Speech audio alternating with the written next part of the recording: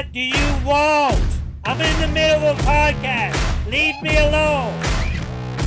This guy who really is, I think, a bad guy. Russell, I think you are a bad guy. I'm not going to sit here and tell you what you want to hear. I'm going to tell you what the truth. I don't want him knowing where I live. You can hate Russell, but one thing you cannot take from Russell is his ability to play that game. I ain't finished playing just yet. Welcome to the Russell Hantz Show. Again, we have Queen Phoebe. What's up? Hello. Well, I got to tell you, Phoebe, I'm a little sick, swimming in the waters of Harvey. So if you hear me cough or sniffle or whatever, I apologize now.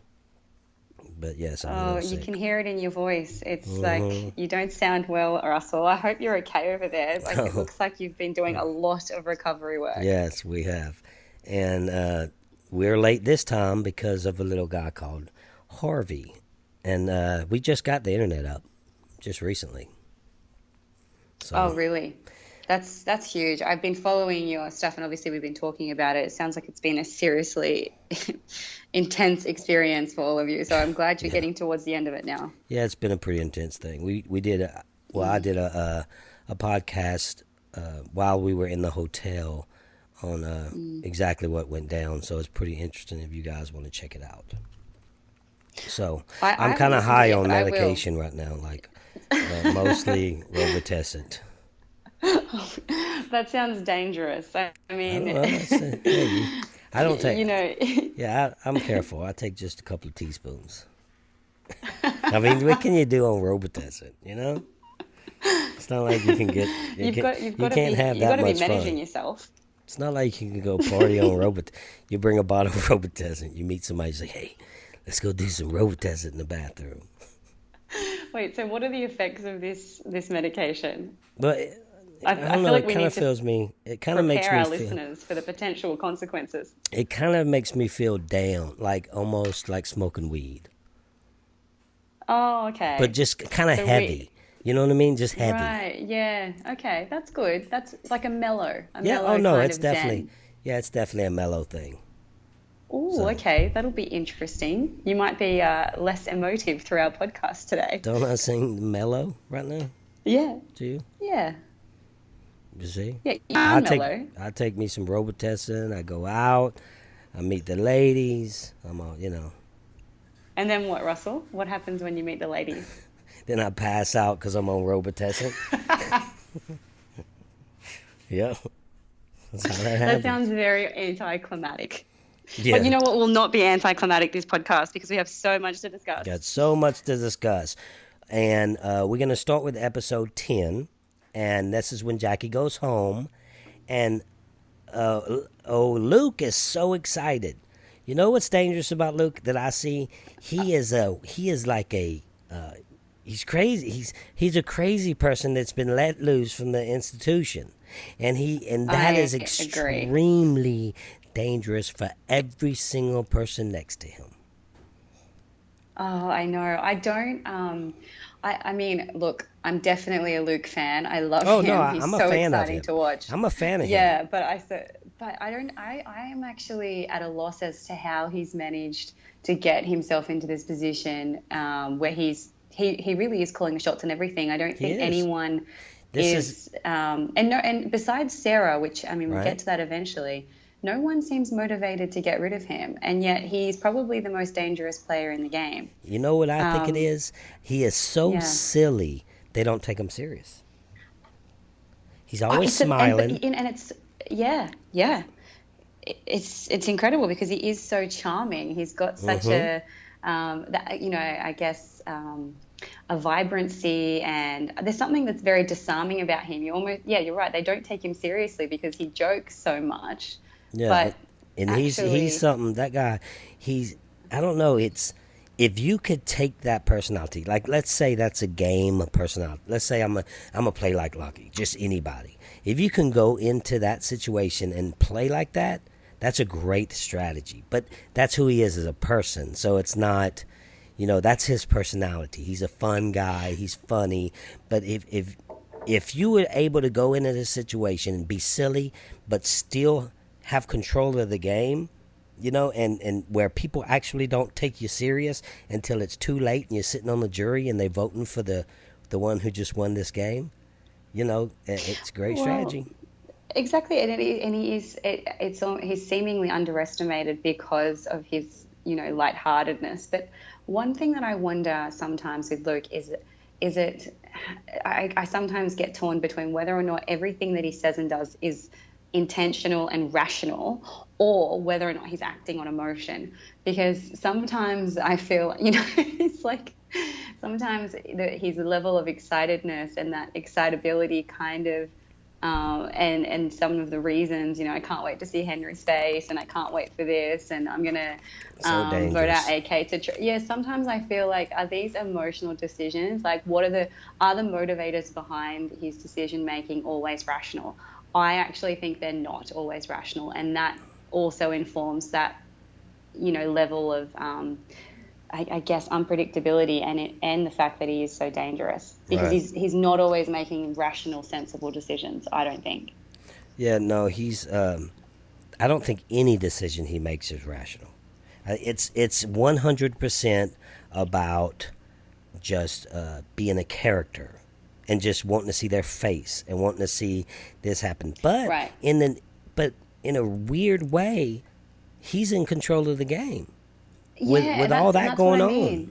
I agree. So it's funny because it looks like these are all really emotional decisions, and yet sometimes, you know, it seems to be paying off as well. And I mean, I do believe he's won the luck of the draw twice now in 2 tribe swaps as well. Yeah. And, you know, you would agree that luck is a component of the game, and he hasn't really had to contend with any short straws. Right. He won the luck of the draw when the 2 girls came over. He was, you know, sitting on the minority before that, and Henry made a silly decision. The girls came over. He benefited from that. I think that he's been very fortunate in the luck component of the game, because in both of the swap-ups, he seems to have landed himself on the right side of the numbers. So even in the most recent swap, having benefited, and, you know, he didn't lose his alliance at all. The swap was very, very well tailored to his game. So things are working out despite his emotiveness and those kinds of, I guess, sort of like flamboyant decision-making processes that we see. But is it because these decisions make sense, or is it because he's also been quite lucky in some of the swap-ups? All right. So I want to talk a little bit about Annalise. What do you think about Annalise? What do you think?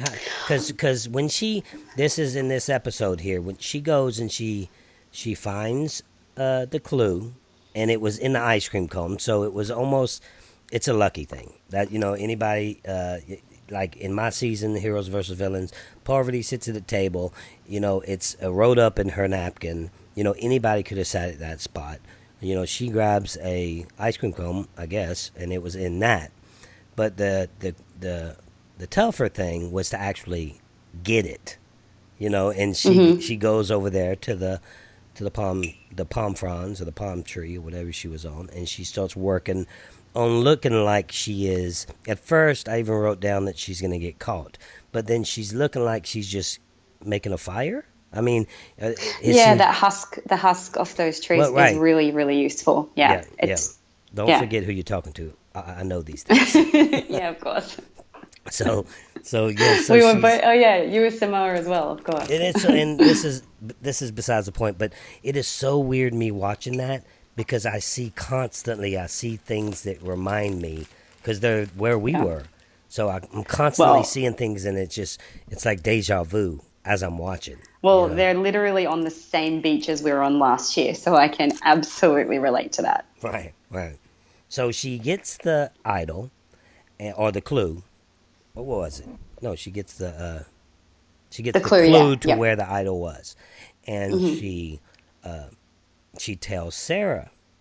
Now, so to me, Sarah's starting to. She flip flops like a fish out of water for sure, but. She's doing it strategically, and that's something else we'll get into. So, but Annalise is like, okay, she knows she needs someone, and you do need people in that game. So she needs someone to help her with this clue, you know, to help her with, you know, get the idol. Do you think that it was that it was a good move by telling Sarah and trying to get her on her side? I'm somewhat conflicted by that.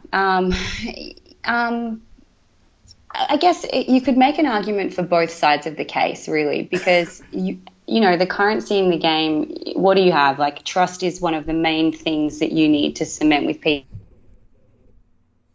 She's come into a tribe on the bottom. She doesn't really have anyone. She doesn't even seem, from the edit, we don't even see her that close to Tara, the only person who came with her. So it's not necessarily a bad thing to try and build that trust with someone. And she probably has perceived Sarah to not necessarily have that one person there. And as the audience, we don't see Sarah as having one, confidant that she kind of turns to. So I don't mind it. But then I also kind of feel as though I would probably never tell anyone that I had an idol. Right.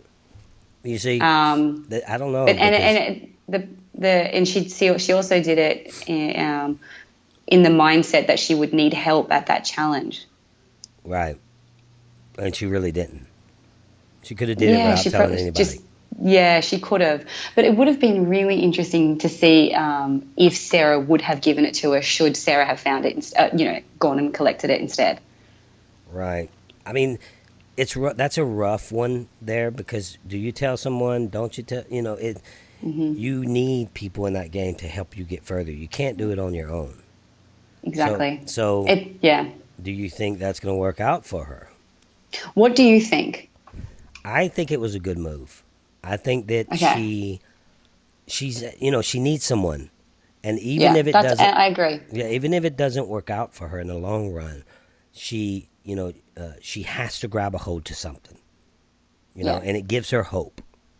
And I think the other thing to bear in mind about Annalise is that the relationships on the other side are damaged. So it really is in her interest to make the strong relationships at Asanga on her new tribe. I mean, she's effectively voted out by her old alliance. She flippity-flopped on that last vote in the last tribe. So getting to a point where there's people around you that you can work with and that do trust you at this new tribe is something that, it should be her primary focus. So I like it, but I also like the idea of, keeping some tricks up your sleeve that people don't know about. It's like, that's what I mean. You could argue for both sides, but I'm okay with that move. I think it was good. And will it work out? I don't see why it would be in Sarah's interest at all to turn on Annalise or reveal that she has an idol at this point. Right. So I don't think there's danger in Sarah knowing at this point. Right. I don't think so either. So they get back to camp, and then this is what happened when Henry, he actually starts saying that he needs to try to get into AK's group instead of trying to get rid of AK. So this is when he goes out there and he tries to use his charm and starts doing whatever. They're playing some game show or something. I don't know what the hell they're doing. I don't know either, but it looked like everyone enjoyed it. Well, the thing is, it did look at first like everyone. It looked like they were having a good time, but everyone, and it's funny because, you Australians over there, y'all got it going on. It's like every single person's like, yeah, we know what he's trying to do. Yeah, we know what he's trying to do. Like they all, everybody's playing. Like they got some good players in this season. Don't you think so? They've got thinkers, which is really cool. They got some people that's kicking butt. Not just AK. They have several of them that's starting to shine as we come along. They're starting to shine.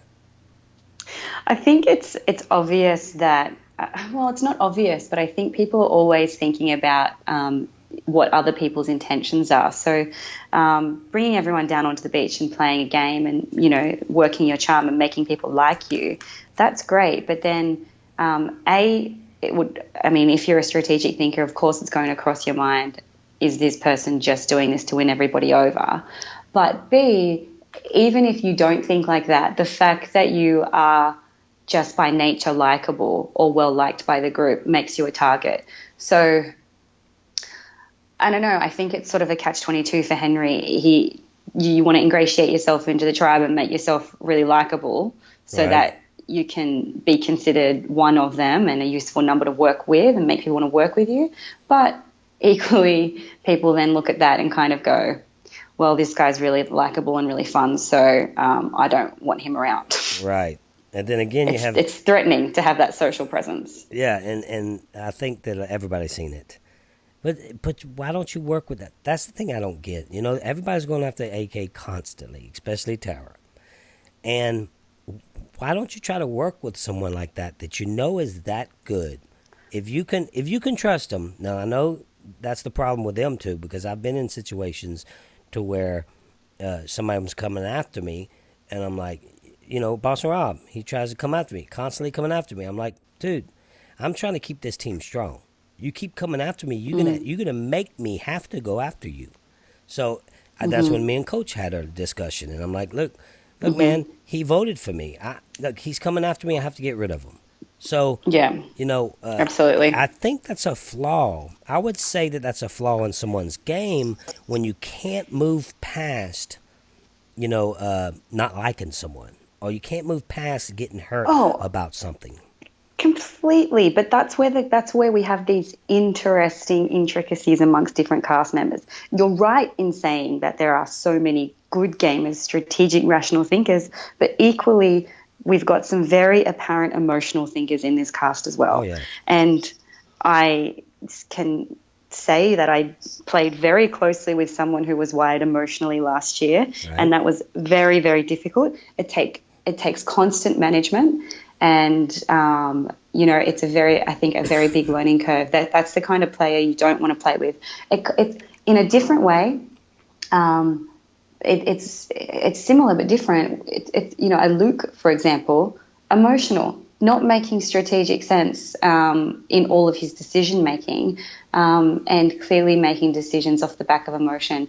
And I think Tara's really exemplifies that as well. Do you think you would see that in Luke? Do you think if you was out there with someone like Luke that that he could get over on you, or what do you think when you see that? I know it's easy on the out looking in, but you know, what do you really think? That you think you could play with someone like him? I play? I mean, if you have to contend with that, you do. Honestly, I would consider myself a very hyper-aware person, so I believe I would recognize that, yes. Yeah, he reminds me a little of Brandon. Yeah. You know, Brandon is right. the kind of person that you do not know what he's going to do at any point at any time. Yeah, I remember. Right. So we got Kent here. Yeah. Everybody's after Kent. Poor old Kent. He's sitting there on the beach, you know, and he's going to set up shop, right? So he's setting up shop, and he's just going to tell people stories. That's what he says he's going to do. Yeah. And then who comes up to him first? Now, this girl just not... I will be shocked if Tara goes really deep into this game. Because... I won't be. I honestly won't. Well, she's such a wild card. I know. I agree. She's a Luke, emotional. Right. Tara, Luke, emotional. All of these players, they're wild cards. Totally. Yeah, and she goes up to Kent. She'll go deep. And she tries to save him. You know, she wants to save him when she knows that's not the majority, but she's still trying to do it. She goes up to Luke and tells him, and he's like, you know, I'm in control of this. Like, what's really? He tells them what they want to hear, but then he's like, what does she think? Who does she think she is? And if you get on Luke's bad side, you might be the next to go. I know, but it tells you that Luke doesn't take her seriously, because if anybody else tried to do that, he'd target them. Because in any other instance or on every other occasion where someone has tried to have an influence over the vote, he's been frustrated by that and has come for them. But I think, Tara coming into the tribe late and then having a crack at dictating the vote has not really bothered him at all. He's actually had a little bit of a chuckle at it. Well, Tara's trying to, she's trying to shake things up. Like, you just got there. You trying to shake things up? That's just, to me, that's dangerous and bad gameplay.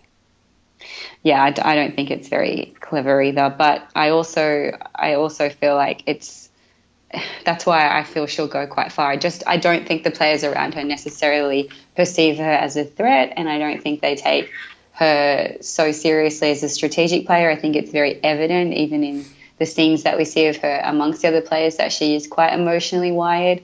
So because of that, I don't see why people, I don't think as first-time players fully comprehend the danger of having wild cards in the game. Right. I don't think people fully appreciate it. They perceive them as unthreatening, and actually they are the biggest threats to your game. Yeah, so dangerous. And we are introduced to Adet in this episode. Yeah. I'm like, who's Adet? That's what I wrote down. Who's Adet? The beautiful girl with the amazing figure and the beautiful eyes. That's who she is. Yep. She's a pretty girl. Yeah, she's gorgeous. I've liked what I've seen in the recent episodes of Adet. It's nice to see a little bit more of her because we haven't seen a lot of her game in the first half of the season. So it's interesting to see that she thinks things through. She seems very calm from what we see, but yeah. I don't know. We still haven't seen a lot of her, but she comes across quite calm. She does, extremely calm. And haven't seen anything unreasonable from her, which is good. Not at all. I could see her going for, but then she would be considered a floater. That's just how it is. Yeah, so there was I agree. Question, but then it's still a long way to go. Right. So there was a question asked at Tribal Council. Now, we're all the way in Tribal Council. They asked, and I wanted to ask you this question personally. What's more important, a tribe that gets along or a tribe that's strong?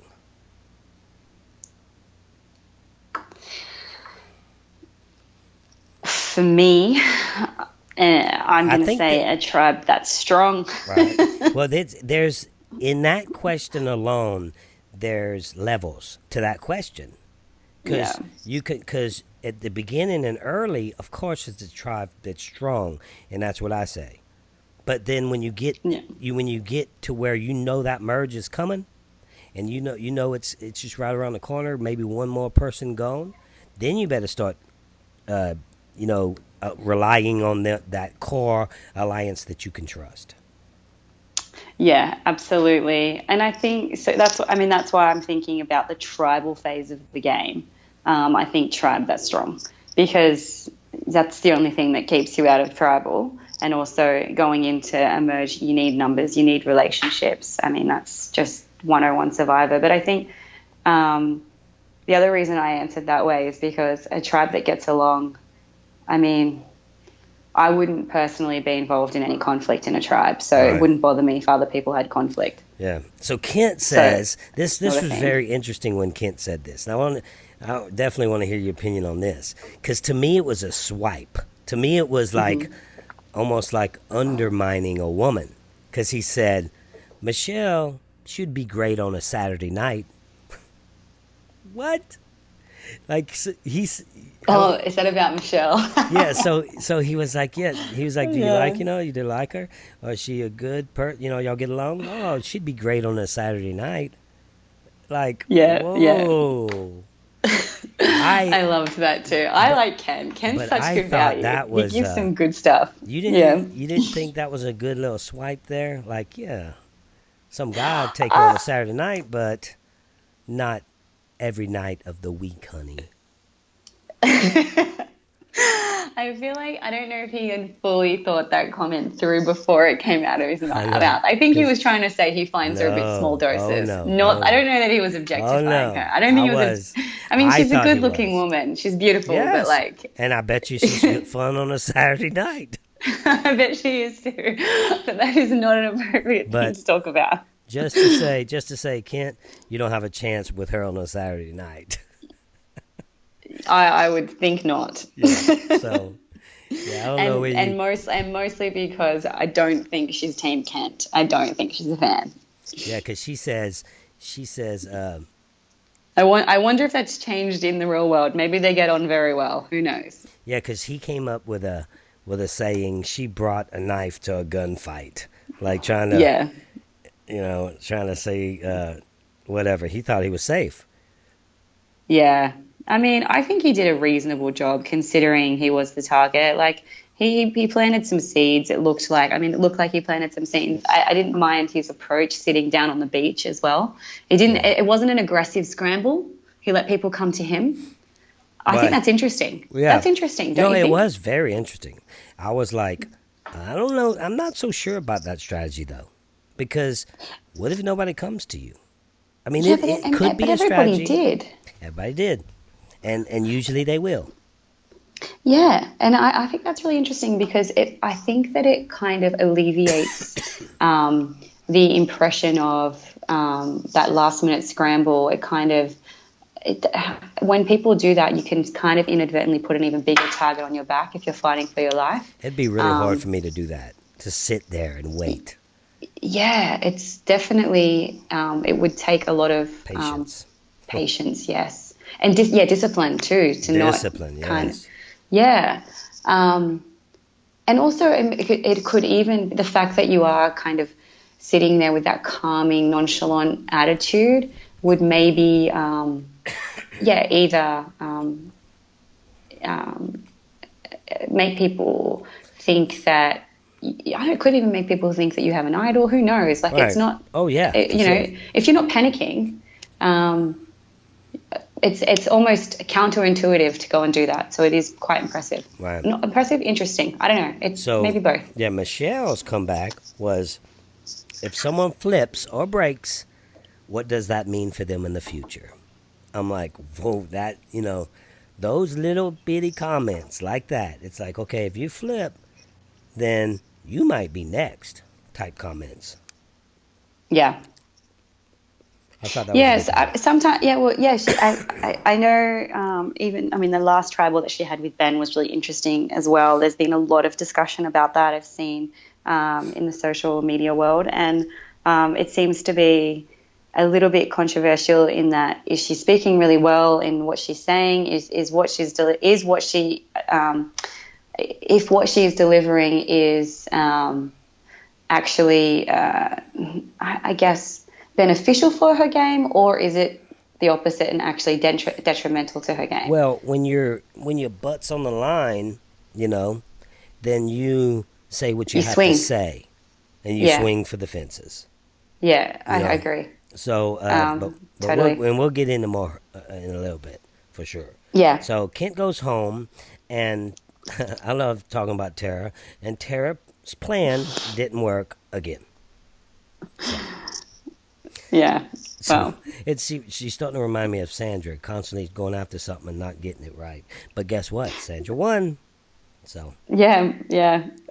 Actually, I met Sandra in Orlando, and she was really, really, really awesome. She was lovely. Lovely. And that is not a reaction that I didn't expect. Yeah, she's okay, I guess. She was cool. In that kind of environment.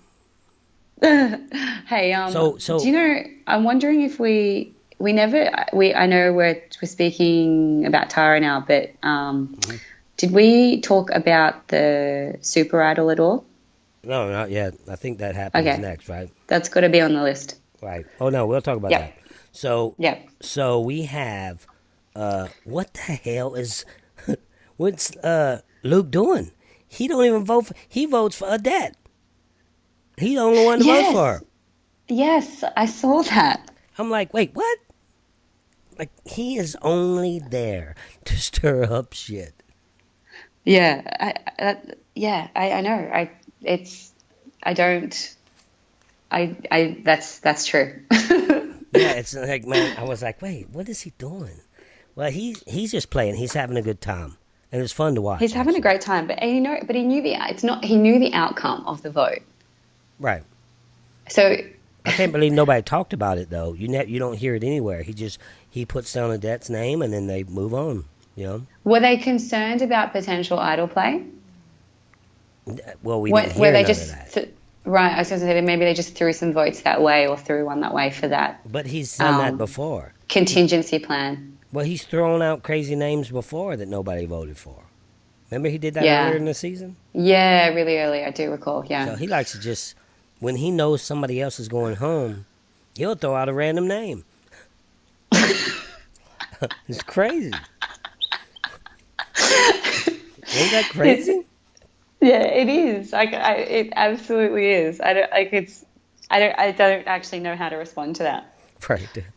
Yeah, well, that's him. That's What who do you he do? is. That's who he What is. do you do with that? I know you. Sarah's onto him though. Sarah's definitely onto She him. is. She is. So And that's later on. but I think she's done a really good job of avoiding his radar. She Don't you has. think? She has. Considering she's been navigating her way through multiple alliances and sitting on, she kind of sitting on the fence. She's here and then she's there and then she's here and then she's there. And it's like, Well, anybody that looks like they're taking control of that game, he tries to go after. So when he sees somebody with any kind of power, he goes for them. yeah, I agree. He doesn't like anyone threatening his authority or control. Right. He wants a bunch of puppets, like Big Brother 19 right now. I don't know if you're watching that, but it's ridiculous. I've never seen Anyway, it, to be honest. it's not even worth talking about. I'll be interested to see the Lockie-Luke dynamic. The Locky, that's getting interesting, ain't it? Yeah, I mean, I feel as though Lockie really likes to have his voice heard as well, from what we see. He lost control, obviously, at Summertown for a while there, but he seems to be repositioning himself well, which is really good for him. Right. But I think from what we see, just challenges, all that sort of stuff, he definitely likes to call the shots, and he likes sitting in the power position. And obviously so does Luke. So it'll be really interesting to see whether that manifests itself in some contentiousness when they merge. Right. Should they both get there? I hope they do, because I want to see that. Oh, yes. So we have episode 11. It starts off right off the bat, if you can look back in your mind and see Lockie is trying to start a fire.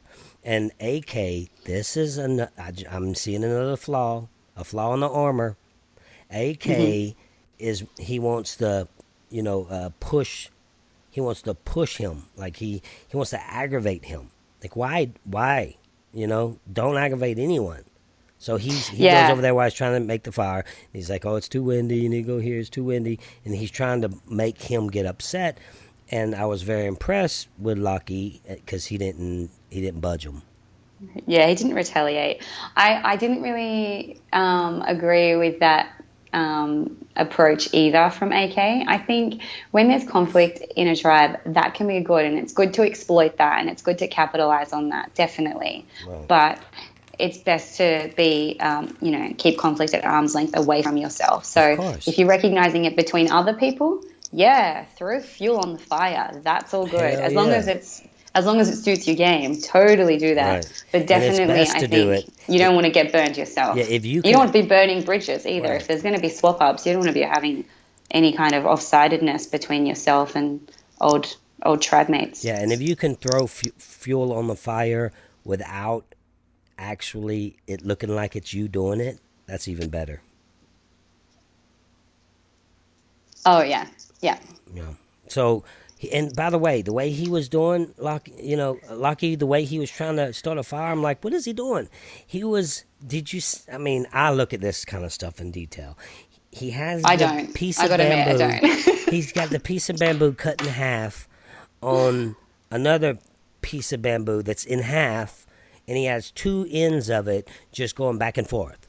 It's like, where are you going to catch the amber if it does fall? If you do get one in the first place? If you would have watched Heroes versus Villains, buddy, you would have seen how we do it. And you get two people on each side of that bamboo, and you got four people working on it. It's a lot easier. I've got to admit, I can contribute nothing to Lockie's fire making technique, because I didn't look at it because I don't care. But also, I wasn't really a fire maker on Survivor. I was very happy to let other people take the reins on that. Yeah, I didn't like his fire-making ability. It upset me. Well, if he's listening, just, take note, Lockie. You're not good at making fire. He's good with a flint. Russell doesn't like it. He's good with a flint, but not with a stick. Yeah. And he just rubs that stick like all day long. This ain't naked and afraid. And at the time he was experiencing that lack of success, I'm sure he wasn't all that impressed with his own fire-making ability. Right. You probably don't need to tell him this. I'm sure he knows. Right. It didn't work. Yeah, so what do you think about Henry when Henry gave his clue that he already found the idol to Jericho? Don't you think that's a dangerous move? Yeah, I do. I mean, this is the thing about Henry. What I love about Henry is that he's trying to play really big and he's trying to be creative. I like that he's thinking. I like that he wants to make moves. I think that's all very exciting. But unfortunately, some of the decisions he's made, giving the clue to Jericho, even trying to make himself very likable amongst the tribe, and his decision to swap in the first place has been a couple of big decisions that, for me, I feel as though haven't really, they're not paying off from what we've seen. It looks like actually they're flawed decisions. That's what we're getting in the edit. What do you think? Yeah, I mean, I thought the move, I was kind of confused about the move at first because I was like, well, it could work. It could work for a little while. It's not going to work long term. And you got to remember that game is long term. It could work for you for a couple of weeks, but that's about it. Until the guy looking for the idol. Until he plays his, yeah. or until Henry plays his own idol. And then you know that he's lied to you. Then he lied to you. Either he plays the idol and the person then becomes aware that he lied to you, or alternatively the person looks, everywhere for it, can't find it, and then comes to the conclusion that you have an idol, in which case that's bad for you. Or it does work, and the person actually then does. I don't know. You kind of gain some leverage or trust there, right. But I think so. I think there's danger in that. It might alert the person to the possibility that you have an idol, and when you actually do have one, you don't want other people thinking that you have one. Right. That's the thing. It depends. I don't know. It depends. I don't know. I'm gonna go ahead and start talking about the. Well, first of all, let's go ahead and get this before we talk this, and then the next thing we'll talk about is the Super Idol. Mm-hmm. They have so they're talking about Odette, and all of a sudden, the production had me a little confused at this time because they're talking about Odette. I guess they get a letter, or production tells them, "Hey, go walk this direction." Because all of a sudden, you have Luke and Odette walking this direction, and they find some letters with everybody's name on it to bring back to the camp. So I'm assuming production told them, hey, go over there. Y'all two go over there. We have something for you. Because we didn't see none of that. All of a sudden, we seen them two walking. Yeah, I'm sure they were probably told to go get the letters. Yeah. But, that's just... Or tree mail. You get that there's tree mail. Yeah, right. What did you think about that? Because let me tell you something. Yeah. Now, I was pretty upset when Odette gets hers, and I'm expecting a picture of her son, and then all of a sudden it's a picture of her mother that was killed in a car accident when she was a young lady. So I'm like, I was kind of pissed off at production for doing that because they're trying to bring tears. They're trying to make it emotional for good TV. But that's a wound sometimes you don't want to open up. I mean, I didn't like that move at all by production. Yeah, I guess, they captured some, emotional footage. Anyone would feel that way in her shoes. Saying that, it was different when Henry got his, for me. It wasn't cool when Odette got hers because it happened so long ago. Yeah, but her family member or whoever was contacted obviously chose that item for her as well. Yeah. So I don't know. Maybe that do you know what I mean as well? Yeah, so it's not just production. So it was like it wasn't chosen by production. Okay. Whoever the family chose that for her. Well, if that's the case, then that's better. If a family thought that it would make her stronger, and she did say this helps me go, keep moving in the game, I would be if it was me, I would be pissed. But that's just Yeah, I mean, who knows? Like her family, I'm assuming know her, and that's what they thought would help. I think her family chose that for her. Right, because as soon as Henry gets his, then he tells us what we don't know, that his mother passed away 6 weeks before he played the game, and that's incredible. Yeah. I know. I mean, that right there, man. Yeah. I got a lot of respect for him for that, because that's a tough situation. Your mother just passed, and then all of a sudden you're playing a game, and I couldn't have. he handled it way more than I could have handled it. Big tough Russell couldn't handle it like as graceful as he did.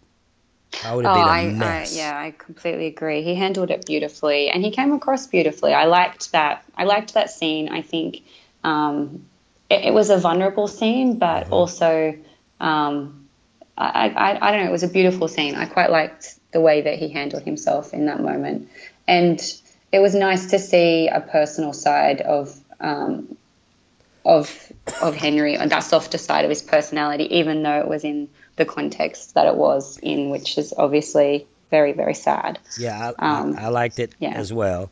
I thought it showed, the strength of him, and it showed us that you just because you're doing crazy things sometimes, and you play, you backstabbing and doing this and doing that, we're all human, and we're, at the end of the day, it's just a game.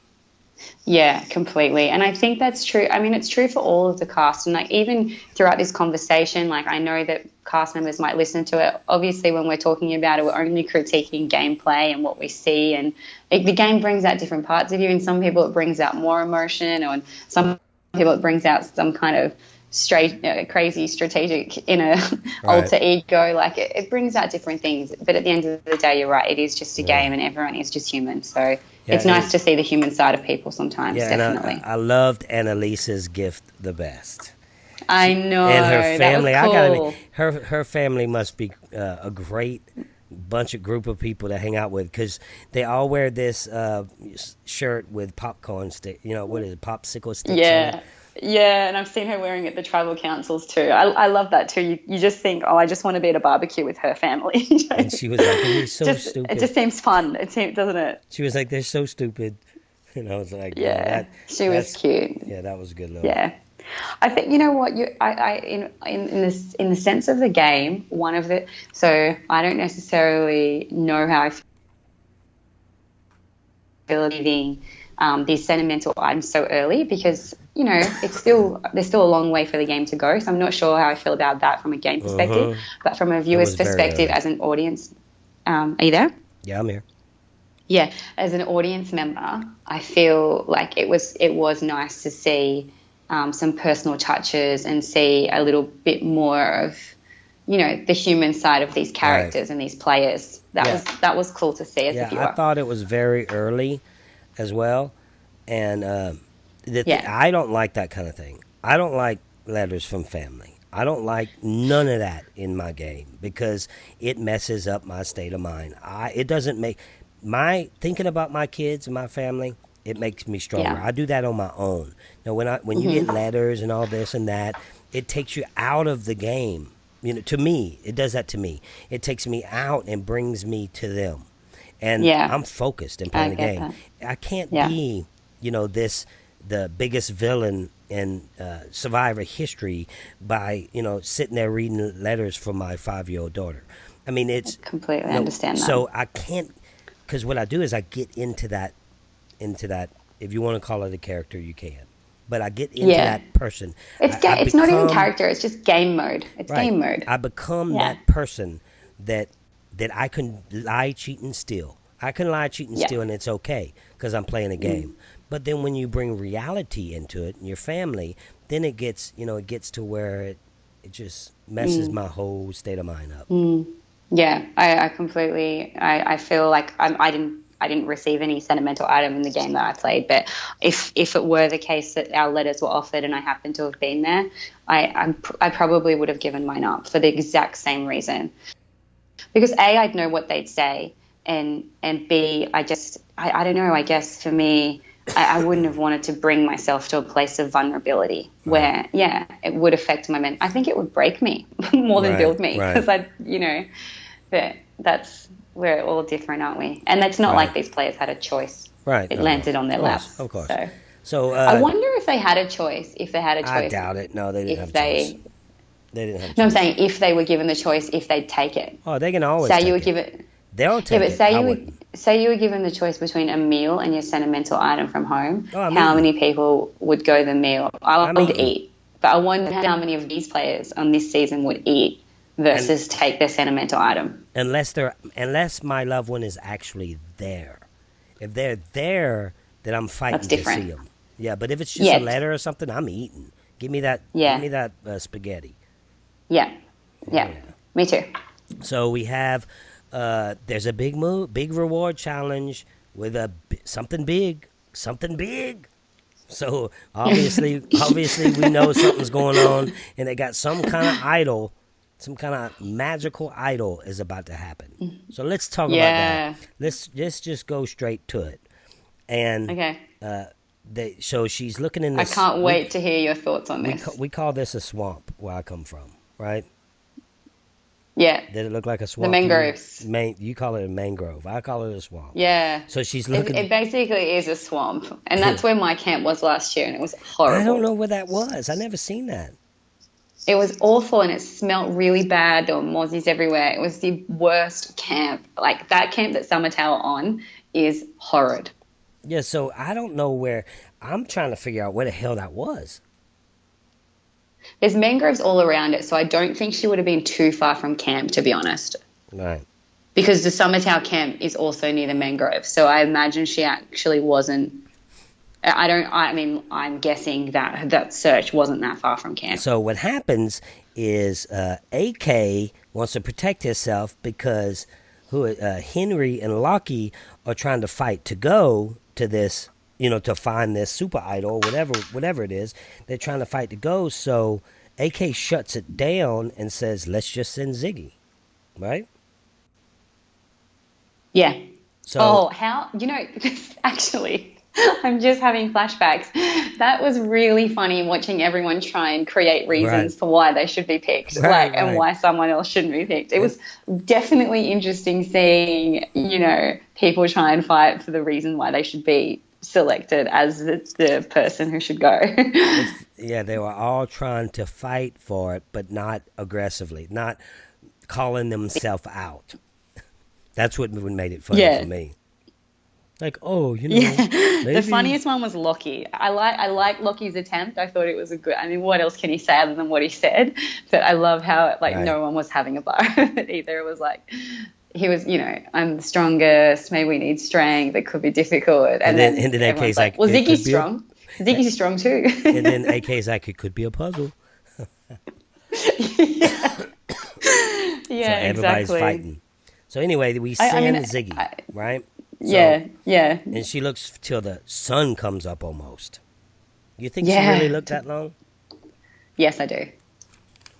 You don't go to sleep. You just keep looking. Absolutely, and that's what she did.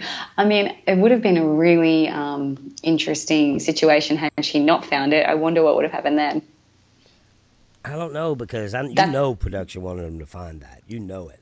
Yeah, of course, but that's why I kind of feel like maybe it was still in the Summertown camp somewhere. That idol is going to be fun if it's played right. No, I hate it. Oh, it's going to... I hate it. You know what happened? Russell happened. And when Russell happened, all these idols started popping up all over the world, and things started happening with idols because it makes it so fun. Yes, I agree that Russell is God. Russell happened. We call it Russell happened. Russell happened. You don't like that idol? No, I don't. You see, You've been burnt by something, and no. That's not what. It's nothing to do with that. I have very good reason for not liking this idol. No, that's what I'm saying. You don't like these extra things that they do that just surprises you. Like, for instance, you're voted out. I don't like surprises in Survivor. What? No, as a player, of course not. Right. I like to control the game. Right, because it's like you're voted out, but guess what? You're not voted out. Yeah, that's horrible. That's the worst. I didn't like that one. I didn't like I hate that. It's horrible. And also, I don't like... I don't mind other twists. Like, for example, the idea of having something that's, I guess, bigger than an idol, or... there are things I don't mind, like legacy advantages, things like that. I'm okay with other twists completely. But the super idol, and even that, it's not that I'm... the fact that it can cancel an idol, someone's found an idol, it's already going to be a really good TV moment. Imagine going home on the back of playing an idol. You play your idol, you're supposed to be immune, and someone's going to play their idol and get sent home. That's terrible. That is really bad. I don't like that at all. And I think you that think you're it's safe. You play your little idol. Can she play you're that entitled to after you play? Yes, well, how else would you can literally cancel an idol that is played. Wow. So and that's the other part that I don't like. There's nothing, you don't even have to have any forward thinking. Mm-hmm. You can be voting someone out, they play an idol and you go, oh, no, joke, sorry, you actually are going home, your idol doesn't count. Like, that's horrible. It is, I'm thinking of it in perspective. And you don't even have to have any, it doesn't require any strategic thinking at all. Right. Not really. You don't have to account for variables. You don't have to have contingency plans. You don't have to think about votes, nothing. Because the minute someone that you're voting for, say your targeted person plays an idol, and normally you play an idol because you know you're going to be on the wrong side of the vote and you're in the minority. Right. You play the idol, and that may hopefully mix things up and put you into a position of power or send someone home that has power. Yeah. It just gives more power to the people that already have power, this idol. Right. Potentially. I think it's fun. I don't want to be a part of it. I just think it's fun. I don't want to be, I don't want I'm to worried. be in a I'm game. really worried about it. Well, I don't want to be in a game to where my vote is canceled, but I want that super idol in my pocket.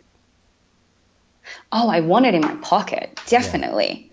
Yeah. Right. I just feel like we're going to lose. I mean, let's just play it out. Henry plays an idol. Mm-hmm. Say Henry plays an idol, Annalise plays an idol, because they know they're going home. Imagine they play their idol correctly, and after they play their idol correctly, Ziggy stands up and says, "Nope, you're actually going to go home anyway." I feel like that's just, it's so unfavorable to players. I don't know. It is a game. It's a game. I'm worried about it. Yeah.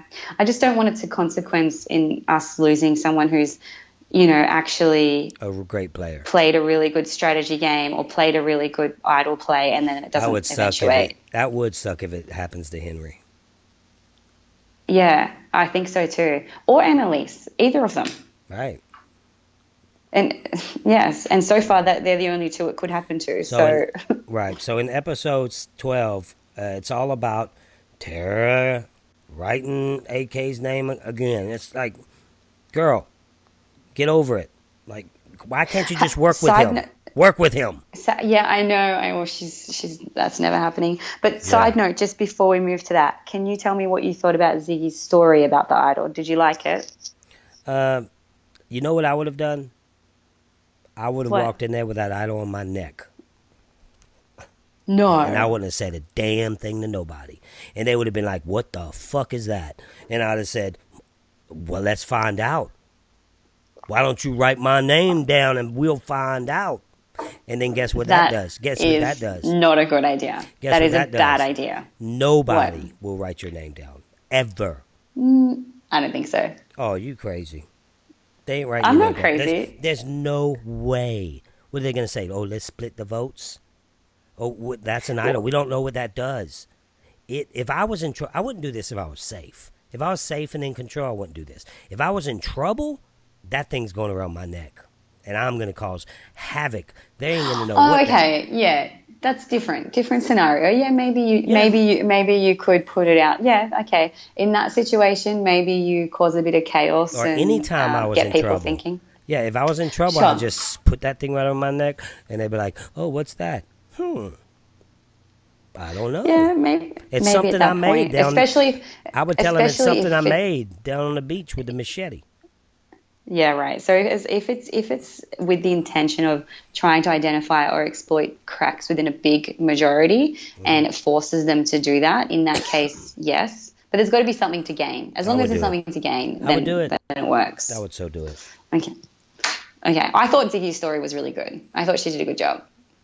Yeah. I mean, the confessionals that we got afterwards were suggestive that the tribe, believed her, except AK, because AK's onto everything. Right, AK don't believe anything. So everybody's after him again. The whole game, this whole time, they're after AK. He had to solidify what he had going on with his alliance. Now, AK's like, okay, let me go talk to Luke. And he tries to stay in the game. The whole time with this, what's funny to me is Tara, she thinks that they're blindsiding him. That's not happening. What I'm saying is, if he's going to go home, he knows he's going to go home. It's not a blindside. You know what I mean? Yeah, I know. And, I think watching his exit episode, for me, I actually unfortunately knew it was happening before I saw it because I watched it late. Right. And so it was probably good for me to be prepared for that. Right. Yeah, because I had to go into serious mourning. Right. It was, for me, it's like the biggest tragedy of the whole game. This is a travesty. I am so upset that this has happened. So now everybody knows. I'm devastated. AK, right, everybody knows now. AK goes home, and this is what we're talking about now. And but he does what he's supposed to do to try to stay. He did everything right. Honestly, and he didn't miss a beat. He really didn't miss a beat. Again, really insightful confessionals, super aware, and even when things don't look right, he's like, I don't think this looks right. And then he tries to create another option. Right. Everything that he did, I think, was, I don't know, I feel like he didn't miss a beat. No. He basically ended up in a situation, he landed himself in a situation where it was just an impossible task. Because it was a great plan. He went to Sarah because he knows she flip-flopped. He just knows. And he knows he possibly can get Sarah. And he goes to Odette. And to tell you the truth, I think if they would have went with his plan, that it would have worked out better for them. I mean, when you look at it, it's like, come on, Odette, you're next. Basically, you're an easy out. Like you if you get with me, we'll fight through this to the very end and get to the end. And interestingly, Sarah voted for Peter on that vote, and I don't understand that. I'll be very interested to hear what AK says about that, but I don't know.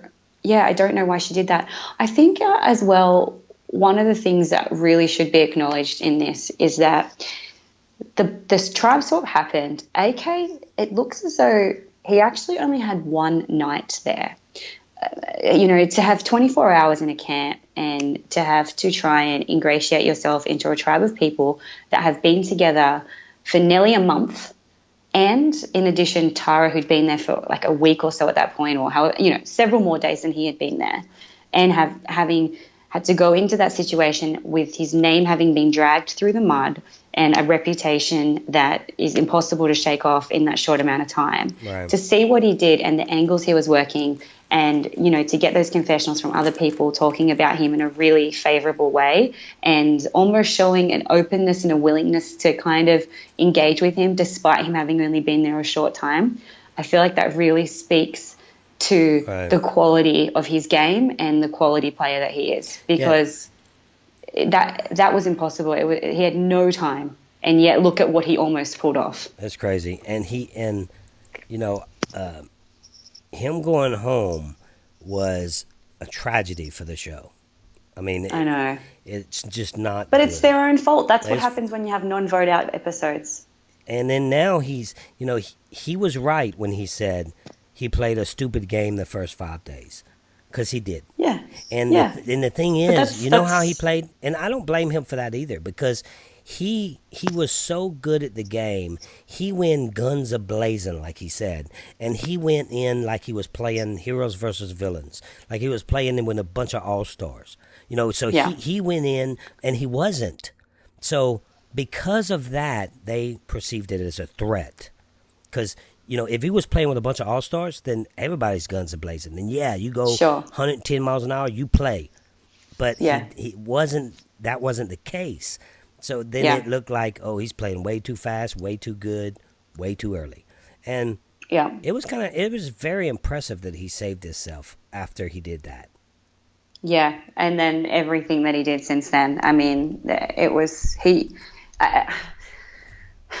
there's a flaw in his game, there's not many, but if there was, I would say it's that he was so well regarded as a player, and that's a problem. Right. Yep. And that's a problem to to have a reputation, and to be regarded in the way that he was by his tribe mates. In other words, a perceived threat. Right. That's the only thing I'd say he maybe needed to counterbalance more, but I don't know how he would have done that. I think that's impossible. Because because he's trying to play. And the thing is, guys, that you guys but he listening, can't win. He can't win 55 days. You just can't win being if you're a perceived threat and maintain that status as a perceived threat for several weeks in a row. Yeah. The thing is, you guys listening, win. The best doesn't always win that game. It's just sure. Richard Hatch. We had a huge argument one time, and he's like, the best does win because they win.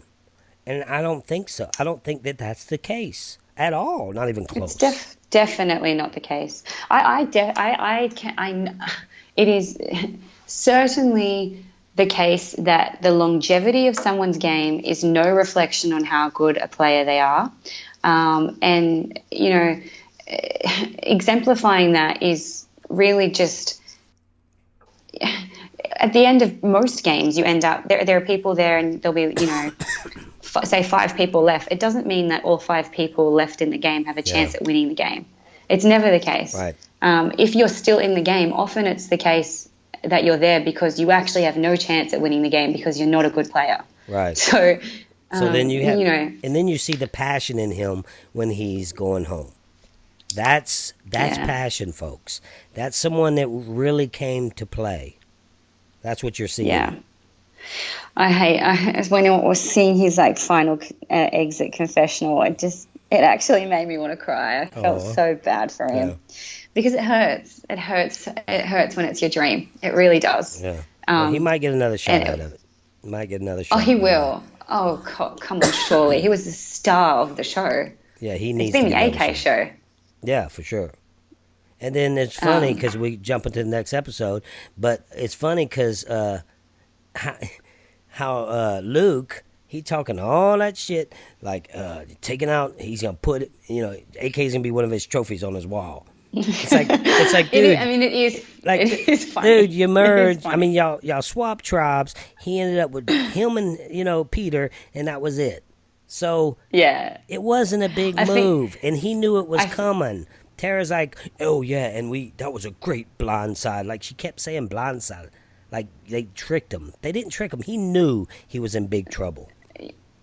Yeah, he was. That's what I mean. He didn't miss a beat. He was so crafty and so good. He did everything right. We see that insight in his confessionals. It's all exemplified by what he says. He didn't miss a beat, and there was nothing else he could have done. Nothing. And that's what I say about Tara. She couldn't even understand that he knew that he was in trouble. She couldn't comprehend that, and she thought that she was getting the best of him and we're gonna blindside AK.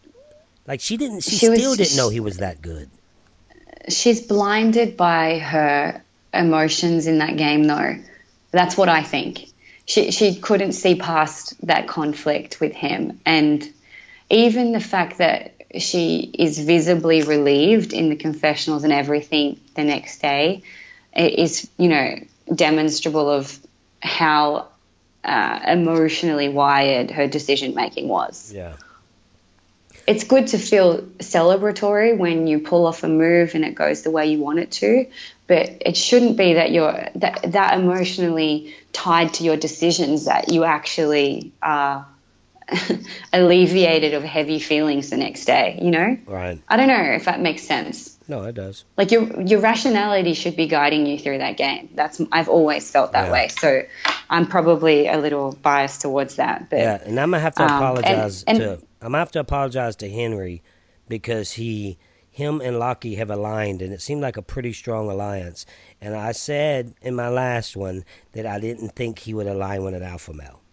And he yes, see, you can say it, Phoebe. You were right. I did. You were right, Phoebe. You probably knew already. You probably knew. I didn't know. I just didn't agree with you. I honestly don't. I don't think Henry makes decisions because he's threatened by alpha males. I just definitely did not get that impression. I think everything he did seemed well thought through, even if it did.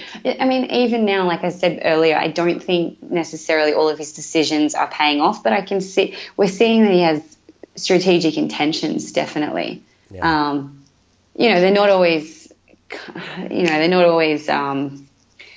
kind of paying off the way he wants them to, but at least he's creative. He's trying some things. He's trying to play big, he's repositioned himself well. He's got an idol. There are things that are going good for him. So no, he's looking strong. He is, and he's good at challenges. Like there are a lot of things that he's done right as well. But there are just some big things. For me, the big one was making that decision to swap to Summer Tower. That was, I don't know. I just not a fan of that one, but that's okay now. Yeah. So Lucky went to Peter. I mean, he wants Peter out. I'm sorry. Lucky wants Peter out. Sarah, she's starting to play.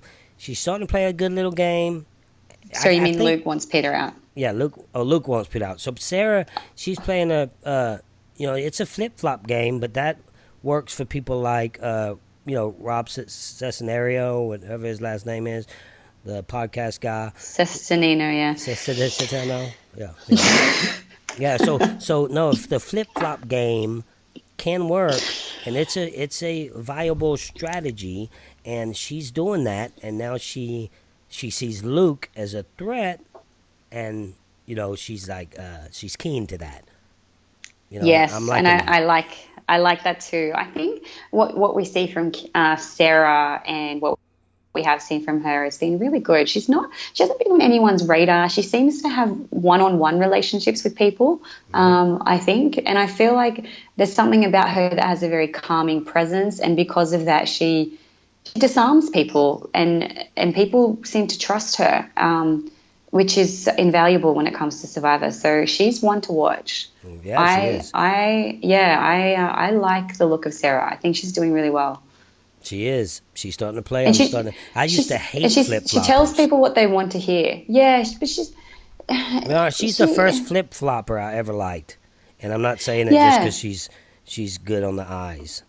I think she's just insanely gorgeous. I think that's another. Yeah, I know. That's another she's podcast. Like 100 out of 10. Yeah, totally. We'll do that podcast in private. Major girl crush. But I think it's also that she.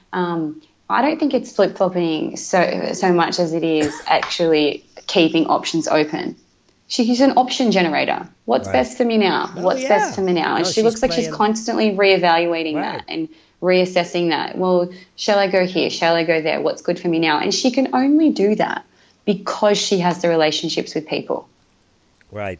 That is, we don't see that necessarily because they can't show us all the time that she spends with people necessarily, but you can't be pulled in like that and be generating so many options for yourself unless you've got pretty good connections with people throughout the tribe across the board. If she does that the whole game, she's going to be considered a really good player. Yeah, I agree. So now we have Henry. He's in trouble. Henry's in trouble because of the idol thing. He don't want to tell anybody about the idol. Now it's out the bag. Earlier we talked about him giving that idol note, and then now it's coming back to bite him in the ass. And now, everybody's asking him, and he finally does the right thing. Now, do you agree? Like earlier, you said you want to try to keep it to yourself, but I think he was almost at the end of the rope to where he had to tell someone he had an idol. He had to. At that point in time, he had to. I think he did the right thing there as well. Like Annalise, I think she made the right decision with Sarah. I do. I feel like... just look at this. Look at what we have now. We have Henry. We have Lockie, Annalise, Sarah. So we have 2 idols. And that's a 3. But Henry, Annalise, and Lockie have made a 3-pack. That they told everybody, okay, I have an Annalise said she had an idol. Henry says she has an idol. So do you know how powerful 3 people are with 2 idols? And bring Sarah in as well. She knows about it when they merge. So that's a foursome.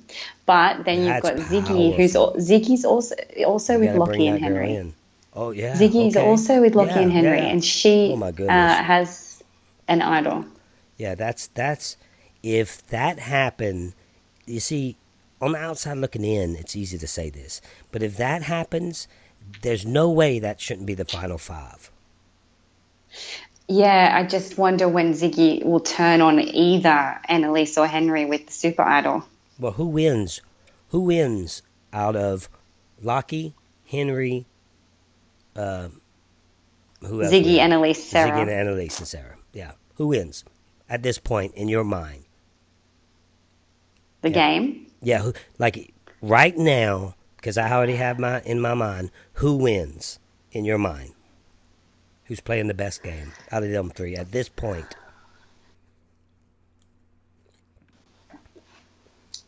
Oh, out of Because the they got five some of good them, players. you mean? That's some good, yeah, out of the five of them. Because that's some good. You got Sarah playing an excellent game. You got Henry playing a great game. You got Annalise's all of a sudden playing a great game. You know, I have to say, think it's Sarah. I think it's Sarah and Henry of all of them. of course, Ziggy's too blatantly a threat because of her challenge prowess, and people know that she, has an idol, and also know that it may not be the whole story.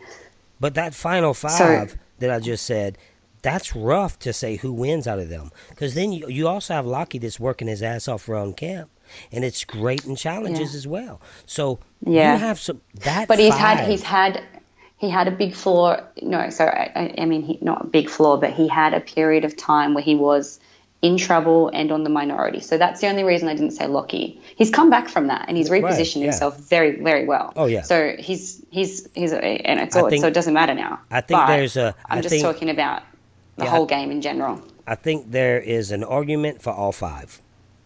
Yeah, definitely. I agree. But I and give Annalise it to Henry. too. Annalise too, because she's had to survive some tough swaps as well. Right. And that's not easy to do. So I think that deserves to be commended as well. Yeah. So they're doing the immunity challenge, and this challenge would suck. It's when they're holding that bag up, and the strong team, which would be with Henry and Lockie, they lose. They gave it their all, though, but they lose. Those challenges are geared for women, I'm telling you. God made women's arms weirdly stronger than guys when it comes to holding things. That's what God did. Because let me tell you why. Because you got to hold the babies. And listen. When I was married, I had to hold my twins in both the arms. I was like, how do you do this all day? Like, she walks around the Walmart with both of them in her arms while she's shopping at the same time. And then I'm trying it, and I'm like, how do you do that? I think that's really cute, Russell, that you recognize how difficult it is. That's cute of you. Yeah. Well, I'm telling you. Every woman needs that in a man. They need to be acknowledged. They need to actually know that their partner gets that their life is hard, okay? Right. That's great. Well done. Yeah, but I'm just saying, God made it mean. to where you can hold your arms up higher than guys. They were very impressive on that challenge, the Asanga tribe. Yeah, big old All of strong. them. They have big old heavy shoulders and triceps and biceps and forearms holding it up like that. It's a lot heavier than, you got Tara on the other side. I mean, come on. I thought she was going to pass out. She makes me sick. Who, Tara? I thought she did pretty well. I think all of them did really well in that challenge. No, they did good. Everybody did. It was. You're just we're just bitter because we loved AK so much. Sorry, Tara. Yes, we're bitter because we loved AK and she didn't want to align with him. Exactly, and like I said earlier, this is all about the game. We're not criticizing anyone's character. We're just identifying things we see in an edit. In real life, and it's just about what we right. In real life, she looks amazing. In real life, if you're sitting on a tower and you take 3 shots at someone and finally get them, and you're a sniper, you're going to get sniped before you get them on that 3rd time. So it's just a dangerous thing to keep going after one person, and that's your game. Your whole game is going after one person. That's all I'm saying.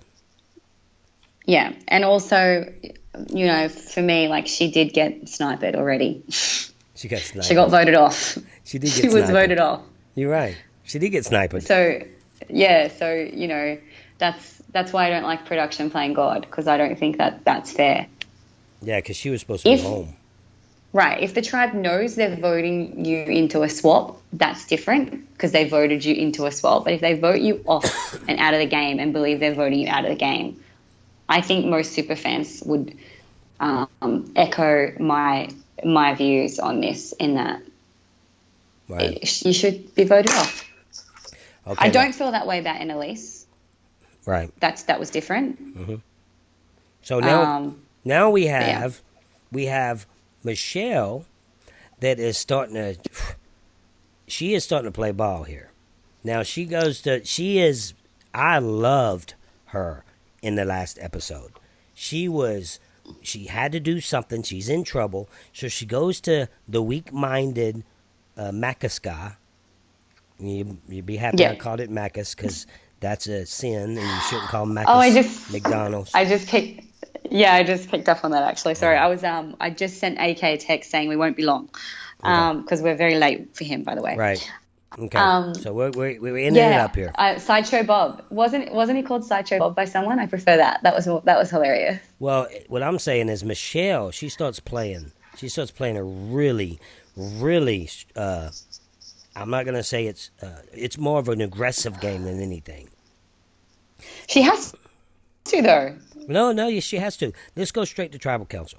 So, because it was all about being. But she had to do it. She was really unlucky in that swap. Right. It was all about Ben and Michelle at tribal, and she was fighting like a mad woman. Yeah, she absolutely was. Even before that, I liked her little planting of seeds and then running away and letting it fester there.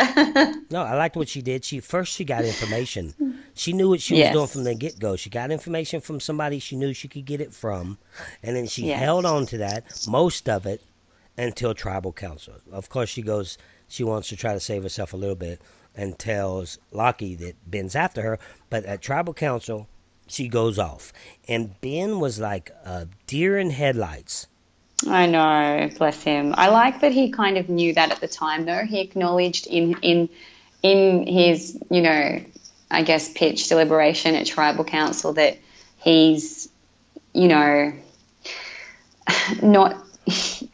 super articulate, and at times when he's under pressure, and he sometimes kind of doesn't get things out the way that he wants to. And that's what he was trying to say in tribal. He was trying to say, I'm stunned right now, and things don't come out the way I want them to, and I feel like he was trying to tell everybody that, know, because that's probably a reflection of what he was feeling in that moment. Right. And that's understandable. Right. People should have seen. I think people did see that. I mean, actually, I refute the notion that people's minds were changed at tribal. I mean, I would very much. It happens. I would. It happens before. It happens, but I don't think it did. It's very, very rare that a vote changes at tribal. It's agreed. It's agreed on normally before. I changed it. But admit that it's rare. It is rare. Yeah. So I think it was always Ben. But even if it wasn't, if it was Ben, if it was her, she would have switched it right there. I think that she could have switched it. So I liked her fight. Well, she definitely she did switch it. I'm just saying maybe she didn't switch it at tribal. She switched it at camp is what I'm saying. She planted the seeds. There was a bigger target. I think that she switched it at camp, and, she definitely deserves to be, acknowledged. She definitely played it was a good play. But I don't think the tribe were, convinced at tribal council. I'm going to give some credit to the tribe as well. You're not giving the credit. No, I'm giving her the credit. I'm just not. Because I thought that she was amazing. Now you obviously like to talk. Y'all loved it. I can't. You have to let me talk. You have to let me talk, girl. Hello. You let me talk. Now, I thought she was amazing. Okay, go. I thought what she did with Ben, go and get the information from him, I thought it was an AK type move. Like, it was a great move for her. Because she went with bullets in her gun. She just didn't go with an empty gun. She went blazing. Yeah, she was amazing completely, and I think that it started early. You're right. She got information first, and then she used it in a way that she could capitalize off that information. Definitely well executed. I am like 100% giving credit where it's due. She played it so well. I really believe that. I just also want to give some credit to the tribe, because I don't think the tribe are easily persuaded at tribal council. I think they made the decision before tribal. Yeah, well, we're about to. The way she came in there with fire like that, next couple of episodes, we'll see if that fire keeps burning, And I think Sarah is after Henry, and now all of a sudden you got Michelle playing. You got everybody playing. Everybody's playing. Now it's game on. Yeah. So the next episode is going to be fun to watch. Absolutely. So we have AK waiting patiently for us. So we're gonna have to get to that, guys. How you doing, Hello. AK? Hi, AK. Hey guys, how are you? We're doing good. How is it? How is life outside the jungle? life is good, man. I live a great life as it was before Survivor started. So I'm just happy to be back in the routine of things. Yeah, man, you did a pretty damn good job. I don't know if you've been listening to Phoebe and I talk, but I was pretty impressed with your gameplay. I've been listening, Russell. You're my number one, man. So. I've been listening, bro. I told you he'd be fangirling and gushing, Russell. Well, no, I'm just a podcaster. It's Russell Hantz, our idol. Russell, I'll tell you this just quickly, man. My first ever season of Survivor was season 19. I didn't watch Survivor. I got put onto Survivor because one of my clients actually was telling me about this Russell character. So for my whole Survivor experience started from watching you and being captivated by your game. Well, so man, to be talking to you right now is fucking crazy, man. Well, you did a great job. I was literally like, this guy is coming up with moves that I would come up with. Matter of fact, you did some things that I was saying before you did it, then you did it. I was like, that just like I was sitting there with a friend of mine saying, no, this would be his best move right now to do this, and then you did it. It's like, nice. Man, this guy's playing like I would play. The thing is, nice. And it's a big deal. And I was just talking to Phoebe about it. When you go in guns a-blazing right off the bat, it's not an all-star type of cast. So let's say they just threw you in there with that cast from Heroes versus Villains, with just all-stars, with Boss and Rob, with Sari, with me, Coach, just everybody.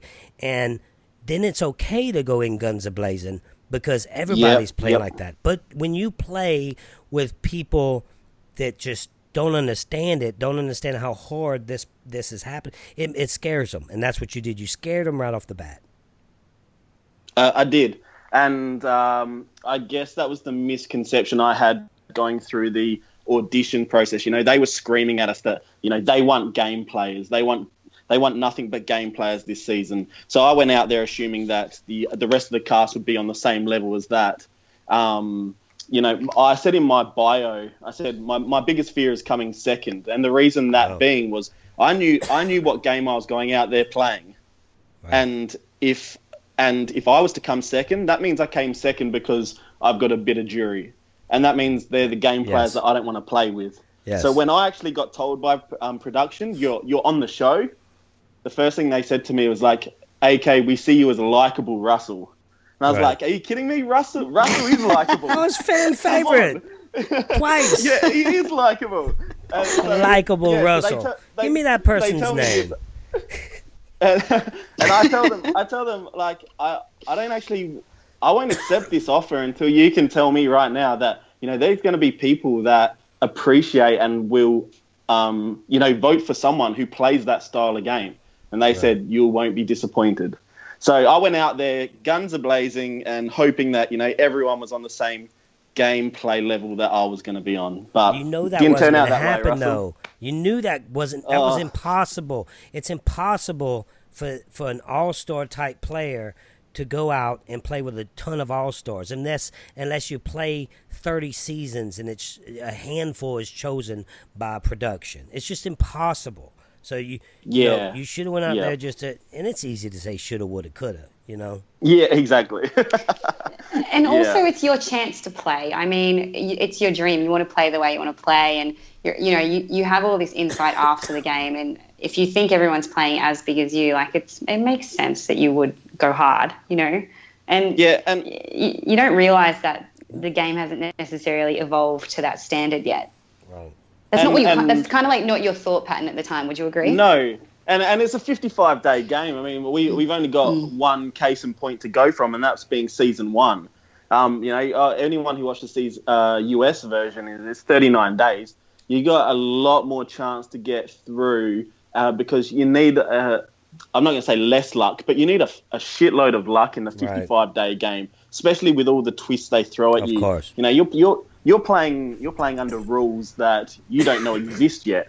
Like that Tara vote. That Tara vote. That sucks.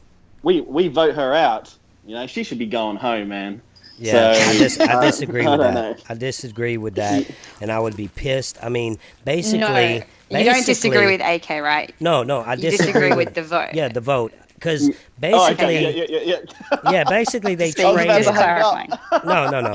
They traded Tara for you. So it's like, okay, because you did that, because you implemented that into the game, now AK's gone, and still we have her. Yeah, To watch. I mean the easiest way I like to explain it is let's just say that Tara and Annalise go home that night. I've only got one person out of 15 people left in the game that don't trust me, and that's Lockie. Now all of a sudden those 2 girls are saved. They've gone across to the other tribe, and yes, we received 2 people. But what this does, they've spread my name, dragged it through the mud over there. So now all of a sudden, instead of 1 out of 15 that don't trust me, I've got 10 out of 17. Right. And it was just up shit creek from there, mate. Right. So when did you actually realize? Because I know they show production shows that you actually realize you're playing too hard. But did it take 5 days? Like, when did you actually realize, wait, I need to slow down?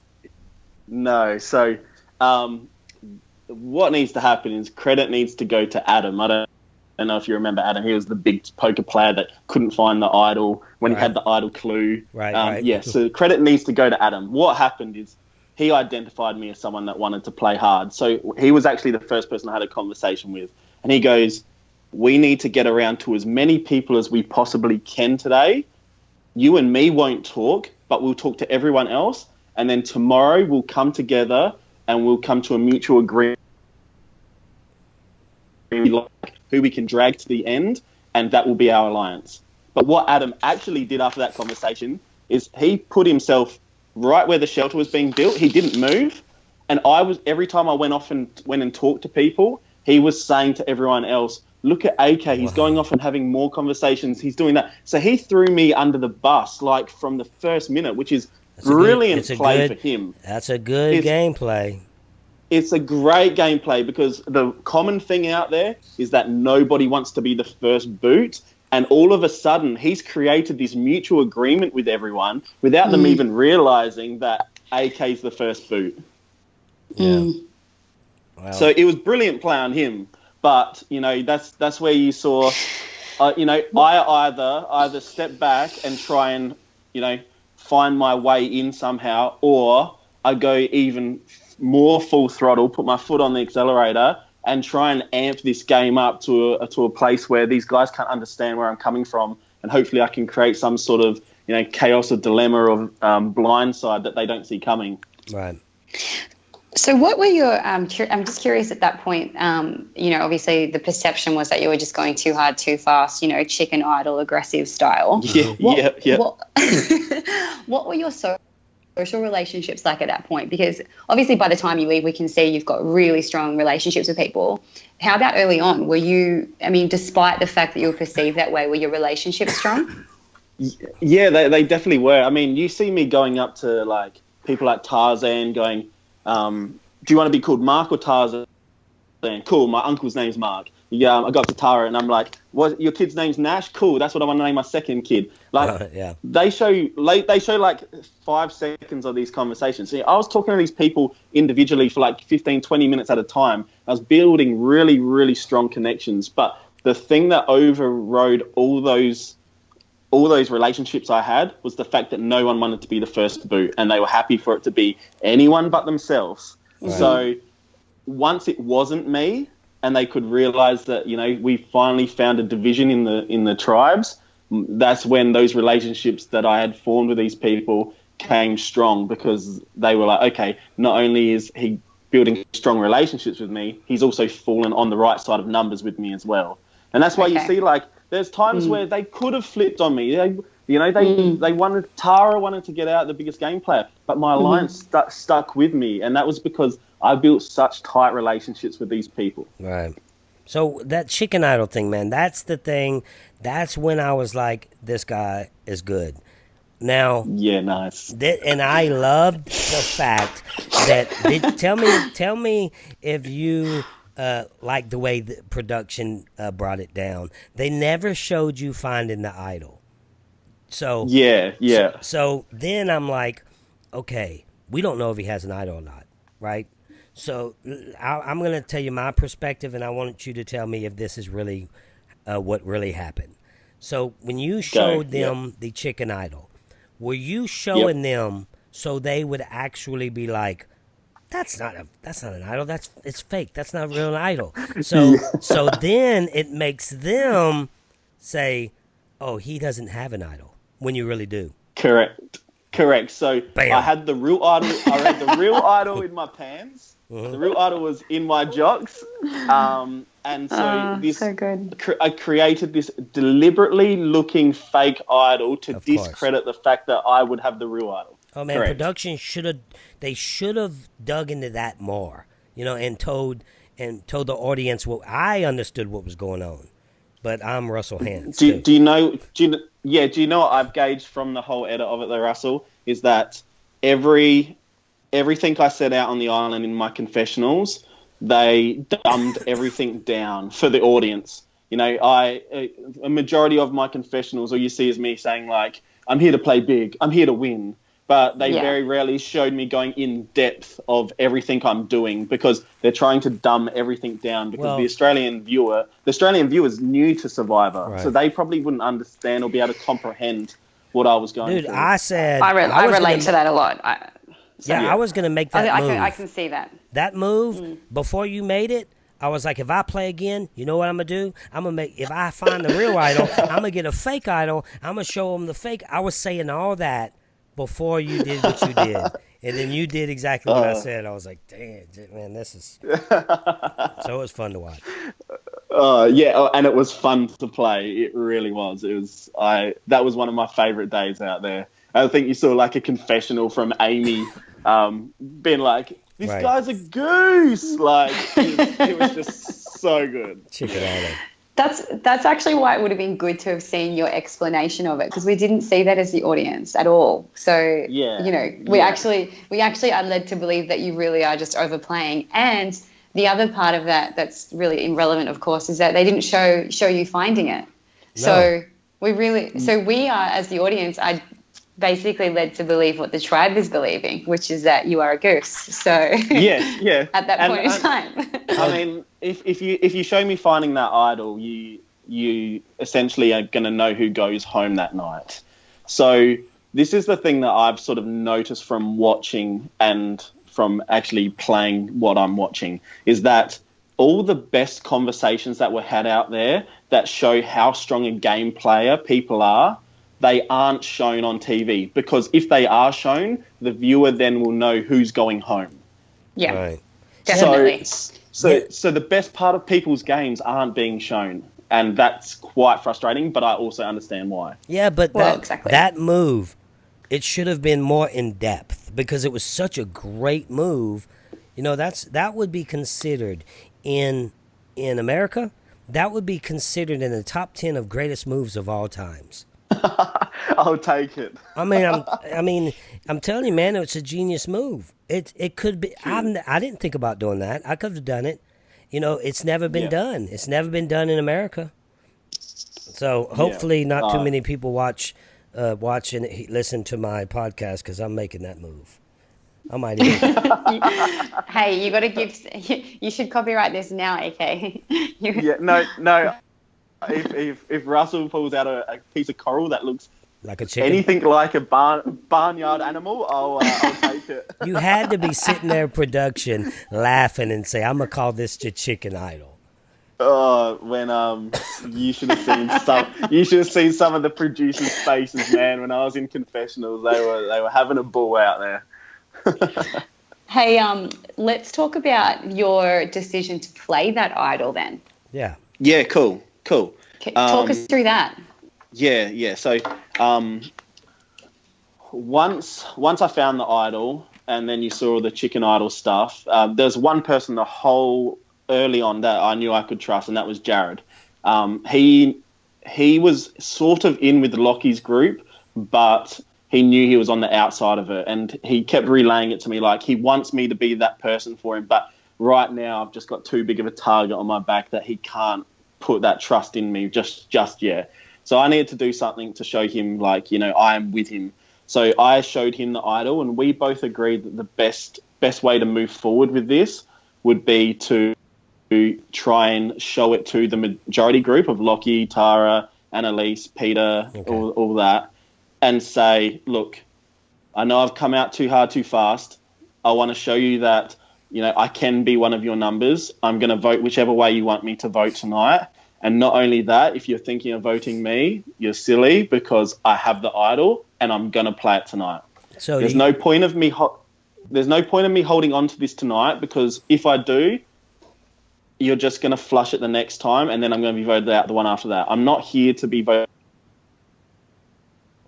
in this tribe. I'm here to make it further. So I want to gain your trust. Do you think that if you wouldn't have told them and you would have kept the idol, they would have wrote your name down? Yeah, 100%. My name would have been wrote down. So then I would have played my idol that night for myself. I would have been saved, but then I would have been enemy number one, the next tribal. Yeah, because essentially that was very confusing. Was it for you, Phoebe? The whole thing was confusing to me, how they edited it. I think the most confusing part would have been me playing it for someone else. If I had played it for myself that night, I don't think the audience would have been confused. Right. For me, what it said to me was that you obviously knew, you knew you weren't going home. Obviously it was very apparent that there were conversations that we missed, and and it would have been really good to have gotten a confessional from you about all of your thinking before going into that tribal. And I guess, we didn't get it. But I think for me, the fact that you played it for someone else obviously told us that you knew you weren't going home, you were involved in the conversations, and it made sense that you played it for Jared. I think it's, transparent that you're obviously trying to entrench some trust there. And also, you're right, it's just going to be flush next vote. So I think if you're a savvy player and, a kind of, if you're watching the game with strategy in mind, then you'd pick up on it. But for the casual audience, I imagine it would have been pretty confusing. Yeah. Can I say also why it was Jared? So Jared pulls me into this big alliance group and says, okay, let's show them, blah, blah, blah. So I show them. I tell them what I just said that I told them. And then, so they agree, yep, all right, we're going to write Adam's name down. Now, Ziggy was there as well, but Adam felt she was tight with Ziggy. So I told Ziggy, and it was vote, it was mutually agreed, that go tell Adam that, AK does have the idol. Let's see who the votes are going elsewhere. And the votes were going to Annalise. Right. So now all of a sudden I've got Lockie's alliance not voting for me because I've showed them the idol and told them I'm playing it that night. And Adam's been told by Ziggy that AK has the idol and he's confirmed they're voting Annalise. So she's referred that back to me. Right. Now all of a sudden, my alliance that I'm part of are all having another conversation without me, without Jared, and without Ziggy. My concern was that they were pissed off with Jared for bringing AK into their alliance when they never wanted to work with AK. Right. So maybe they were going to blindside AK's right-hand man. So that was my concern. I knew that the votes weren't going my way. If there was a chance that it was going to to Jared, I would save him with the idol. But when we got back to camp and they're like, why did you use it for Jared? I just said, I got caught wind from Adam that he was gunning for Jared that night. And Adam wasn't there to defend himself, so it actually saved me as well. Right. So it's very clever and very forward thinking. I love it. So you're okay with that move looking back? I mean, did it help you? Did it help you cement a relationship with the group by showing them you had an idol? It definitely did. And not only did it consolidate that relationship, what it also did, it put a straight division between our alliance and the alliance of Adam, Tarzan, Tessa, Kate. And so what that bought me is 4 more people's votes, like as in like they were the next ones to go. But so that gave me time to consider when am I going to jump ship and who am I going to bring along with me. But it all had to be at the right timing. And so if I hadn't have done that, if I had played the idol for myself that night and not told anyone, I was definitely going to be the next one voted out by everyone. There would have been no division split down that tribe. Yeah. So go ahead. Very cool. I was going to say, it's amazing how aware you obviously were even at that very early outset of the game of group dynamics and tribe dynamics and how you were thinking through the consequences of your decision. I really love that because I think whenever you're making any kind of decision, you need to assess what the fallout might be. And, forward thinking and timing are so crucial in this game, and there is such an art to it if you're going to execute your plans well. So I feel like it's really great to have that insight, and it really would have been beneficial to have seen that in a confessional. Yeah, that would have been cool. It's nice that we're getting it now, and it's so interesting to see kind of those in-depth thoughts and intricacies that were going through your mind at the time. Because I love that. I love that you provide that level of awareness. Cool. Did anybody out there actually, in your mind, you were like, "This is a good player. I got to watch out for this person"? 2 people in particular was Tessa and Jared. Okay, Jared, really? So Jared had a social game like no other, and every single person out there felt like they had this little secret like bromance or this little relationship with him. And I was one of those suckers. Like I truly believe like we were like a bit of a power couple, but we tried to play it down so much. But everyone out there felt like Jared had their back. Right. Tessa was the one person out there I could talk huge amounts of strategy with, and instead of her being put off by it and like, whoa, she would actually take it all in and come at me with why that scenario would work, why that scenario wouldn't, and all her opinions on it. And we would be the ones sort of directing how and where we thought the votes would be going. And then we would decide how we would approach our own alliance, whether it be her approach them, I approach them, or we both approach it together to make it feel like it was their idea. Yeah. Did it when you sit back and you're watching it and you see people like Tara taking credit for the huge blind side, like she's trying to act like it was a blind side, like you didn't know it's coming. That kind of stuff makes my skin crawl. Because I'm like, I'm saying to the TV, it's not a blind side. He knows it's coming. Yeah, I mean, when I grabbed that buff to go over to the Asanga tribe, and I've got 1 person from my original alliance with me, and they've got 5 from their alliance. I mean, that's a numbers advantage of 5 against 2. I don't really see that as did you think that you would? At any point, did you think that there was a shot? Because when I played Redemption Island, a lot of people don't know this, I really thought at one point that I had a shot, that maybe this might work. Now I knew it was a long shot, but I knew I had one. Did you think that maybe that Annalise and Sarah would go with you? When I went over Asanga, Odette and Sarah. I mean Odette and Sarah. Yeah. Do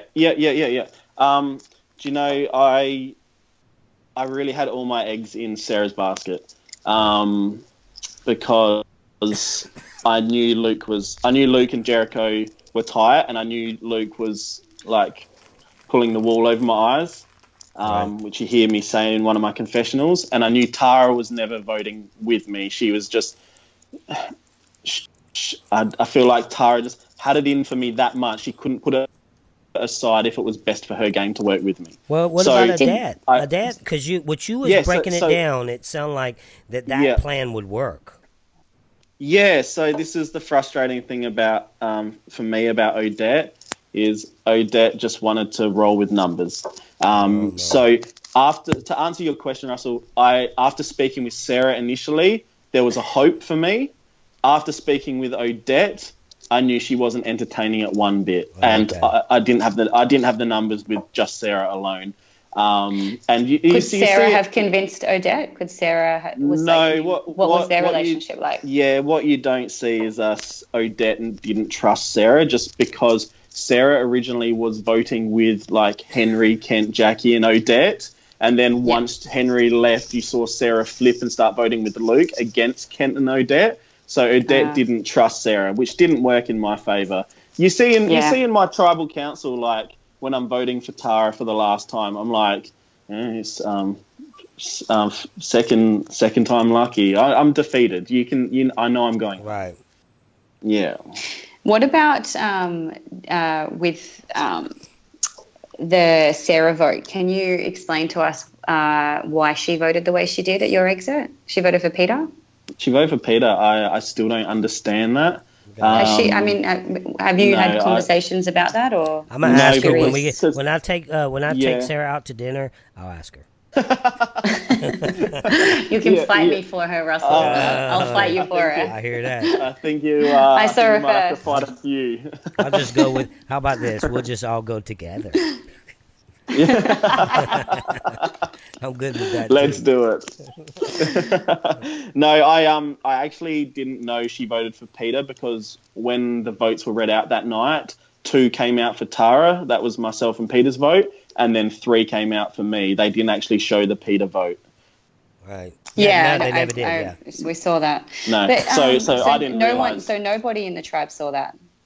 No, nobody in the tribe, and I'm not sure why that is. That's a live vote that was never shown. So that sort of will completely change Peter's game by him seeing a vote. So I'm confused as to why his vote wasn't read out. But that's a production matter. Well, the production. Oh, I agree. They should have shown that because that's part of the game. It is part of the Peter game. needs to go back knowing that somebody in that tribe voted for him. It is part of the game. He doesn't get to know that. But I think that production is doing a great job being so young in Survivor.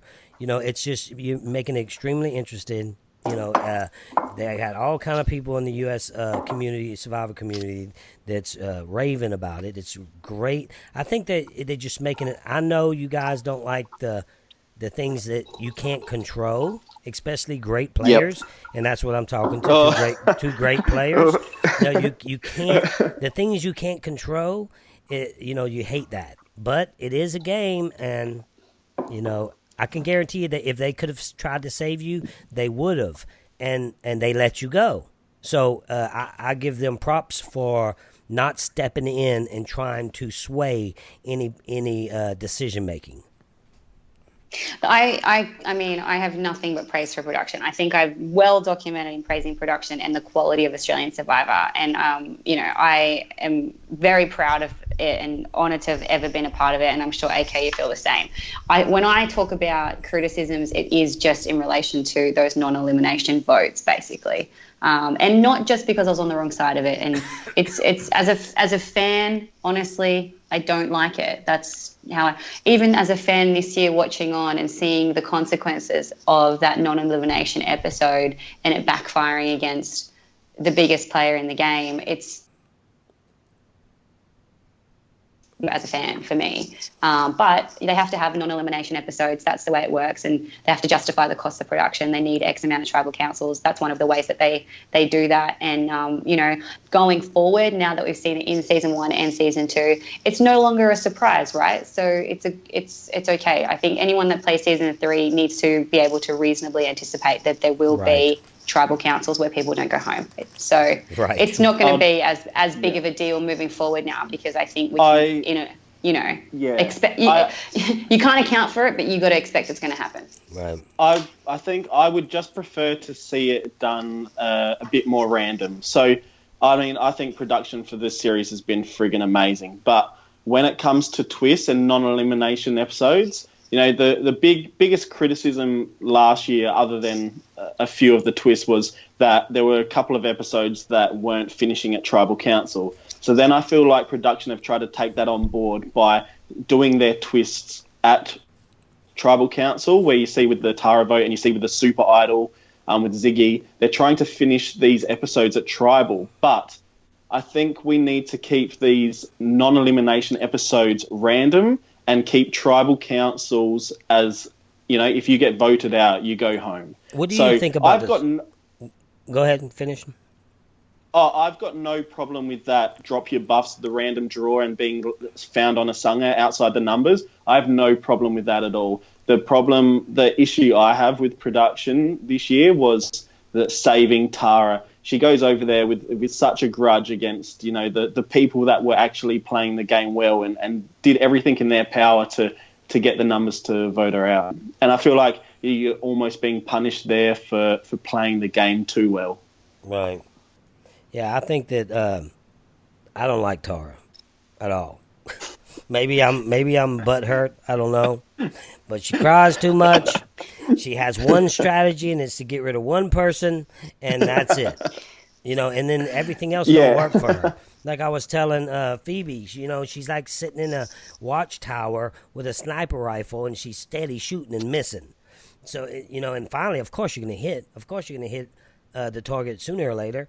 You know, but usually you get hit before that. You know, and you just didn't have the numbers, man. Once y'all did that swap, that was it. Yeah. So you're up to date now, Russell. You've Yes. seen that episode I was voted out. Yes, Yeah. Do you think there's anything else I could have done? Man, I thought you did exactly what you were supposed to do. I was like, the only thing he can do is go to the fish, the flip-flopper, and make sure that, you know, get her on your side. The fish. And then go to Odette. That was the key. Yeah. I thought you had Sarah. And just like you, I guess you seen it too. I mean, you were there. I thought Odette was the key. Yep, definitely. And then, because you had Peter, so.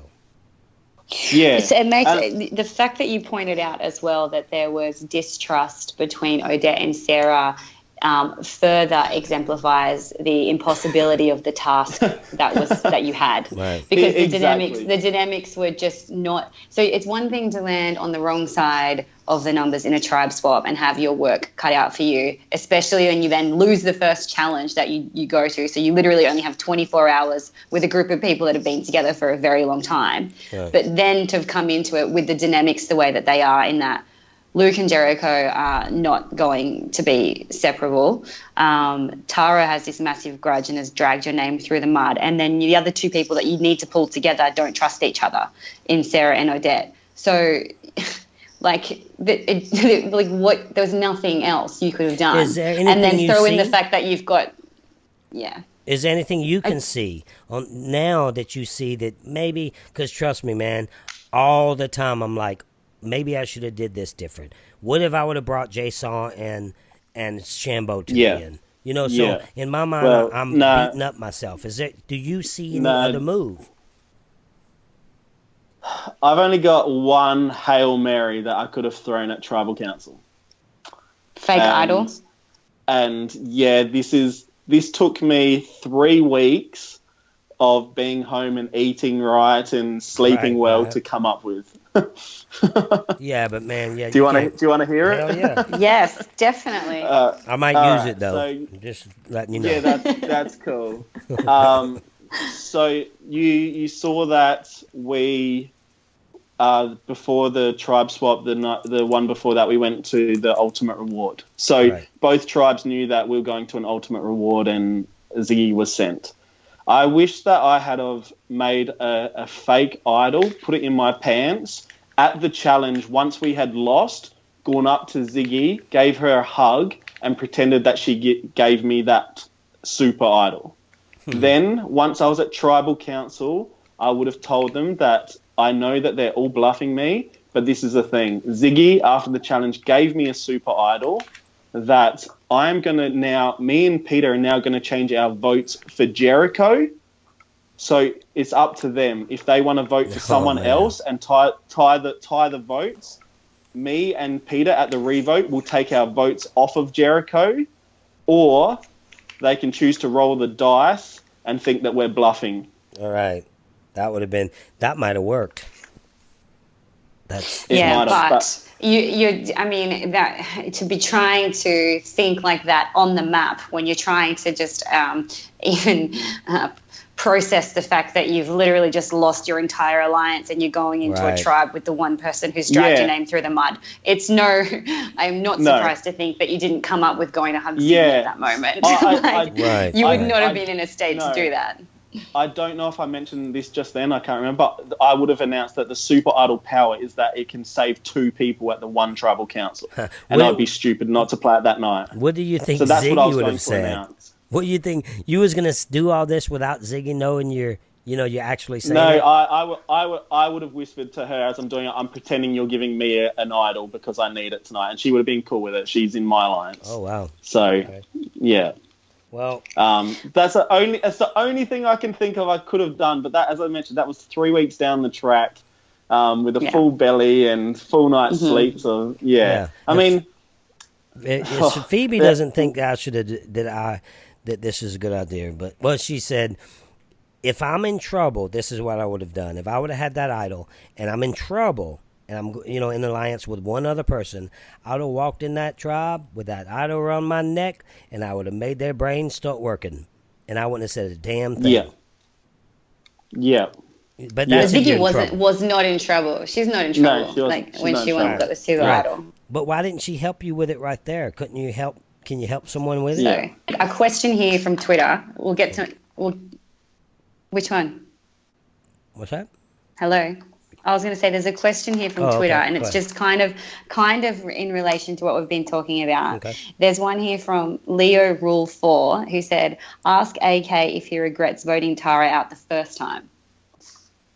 No. No way, because at that point in time, she was the only person that had like her blinkers on that she had to get me out. And we didn't know she was going to be saved that night. So, all I can do is vote out the best person at that point in time. And at that point in time was Tara. We played that tribal council perfectly, and she should have gone home. Well, so, I don't regret it. If anytime somebody comes after you, anytime someone comes after you, you have to get rid of them. You can't just let them keep coming after you, No, that's right. Like you said, Russell, they're going to keep shooting, and eventually they're going to hit. Right. Hey, so what about when you were at Summertown before you voted her off and she was gunning for you and so forth? Did you try and build that bridge? Did you try to kind of nurture the relationship back to a place of compatibility? Yeah, no. I've made it clear to everyone that everything out there is just a game for me, and that once the game's finished and over with, I'll be your best friend. There's no issue at all. But for Tara, it was really hard for her out there to let go of us blindsiding Amy. I feel like it was because she had it in her head that she was about to pull off the biggest move of the season by voting me out, but I got her before she got me. So it was really hard for her to sort of let go of that. Yeah. Okay. Yeah. Let's get to another question, Phoebe. Okay, sure. All right. So this one I'm actually interested in as well. What was the hierarchy of your 5-person alliance? And were you the thread that kept Tessa in, or did Jared and Ziggy have ties with her as well? All right. So in regards to the 5, this is the way it was for me, but I can't speak for everyone else. I'm sure they were all playing me at the same point. Mm-hmm. For me, I had Jared and Ziggy believing I was a 3 with them. I had Peter believing my tightest 2 people out there was him and Jared. I had Tessa believing that the 3 that I wanted to work with was her and Peter because Jared and Ziggy were too tight. And then I also had this little side talk with Tessa trying to see how she felt about Ziggy. She didn't trust Ziggy, so that consolidated for me that, once we got to the 5, that it maybe needed to be Ziggy the first person voted out. So I still had Jared by my side, but still had the option of using Tessa and Peter as the 3. Right. Okay. Cool. Great. And did you, it's just as a side note from that, did you trust Ziggy, and did you trust her after she came back from the Super Idol quest? Yeah, so I always knew that Ziggy was tighter with Jared than she was with me. But I knew that if she relayed the information to Jared, I knew that Jared would relay it to me. So, yeah. Okay, so... And what did you... Go ahead. Oh, sorry. Go ahead. I was just going to ask you weren't there, but I'm wondering your thoughts on Ziggy telling Lockie, who was not in your alliance, and Henry about her idol in the scene we saw in the last episode. Oh, I mean, I understand that the dynamics shifted once I had left, but that was, I feel like, such a loose lip comment. She had Jared the whole time. Jared was willing to do anything and everything for her, and for the first person that she tells to be the 2 people that were outside of our alliance of 5 just is mind-blowing, and I'd love to know her reasoning behind it, or if it was just a complete slip of the tongue. Yeah, I was curious about that too. I was very surprised to see her telling Lockie and Henry. I wondered whether, it was just to reinforce that, is she switching alliances? Is she just building another alliance on the side? I don't know where she's at. I'm very interested to see what happens moving forward. Yeah, and there's, if you've been listening, I've been praising you the whole time with your gameplay. Now, I like people that actually play the game. And there's one thing that you did that I want to ask you about and give you a chance to describe what happened and why you did what you did. I thought it was when it comes down to the reward challenge that you guys win, you openly say that you were looking for an idol. Now, as soon as you said that, I'm like, I'm thinking in my mind, why did he do that? Because now you're going to get everybody's antenna up at every immunity challenge instead of, So why'd you do that? Yeah, so I think I did listen to that podcast, and there was that, and there was also the conversation I had with Henry when he came over telling him I was on the bottom that you weren't sure of. Mm-hmm. Yeah, so I'll quickly go to the Henry conversation. Okay. You saw me telling him I'm on the bottom, but you didn't hear the full conversation. I told him I'm in an alliance of 5, but I'm fully aware I'm on the bottom of that alliance. But for some reason, Lockie believes I'm calling the shots. Oh, okay. So that's what I told Henry. Right. So and then you see him going over to Lockie. Right. Yeah. And then he goes over to Lockie, and Lockie says, AK's calling the shots. And Henry goes, okay, Lockie's obviously can't see what's really happening. Oh, I see. So, yeah. So you covered that your was tracks. That conversation. Yeah. Yeah, definitely. The thing with the reward when I announced that was the people on my tribe, they're not silly. They knew that there were going to be clues there. Right, and they were looking the whole time. And we had been there for about an hour and a half. Oh, I see. And what had happened is that, like, everyone had started relaxing and being content with the fact that, okay, the idol's probably already been found, or there's no idol. And I noticed what was happening was, people like Peter, who plays such a social game and can be swept in by people, he was getting swept up by Tara at that barbecue because, when you get a reward and you can eat together and share, it's like Christmas lunch. Everyone's hopefully getting along. Well, so I wouldn't know, okay. So Tara and Lockie were doing everything they possibly could to swoon over Peter.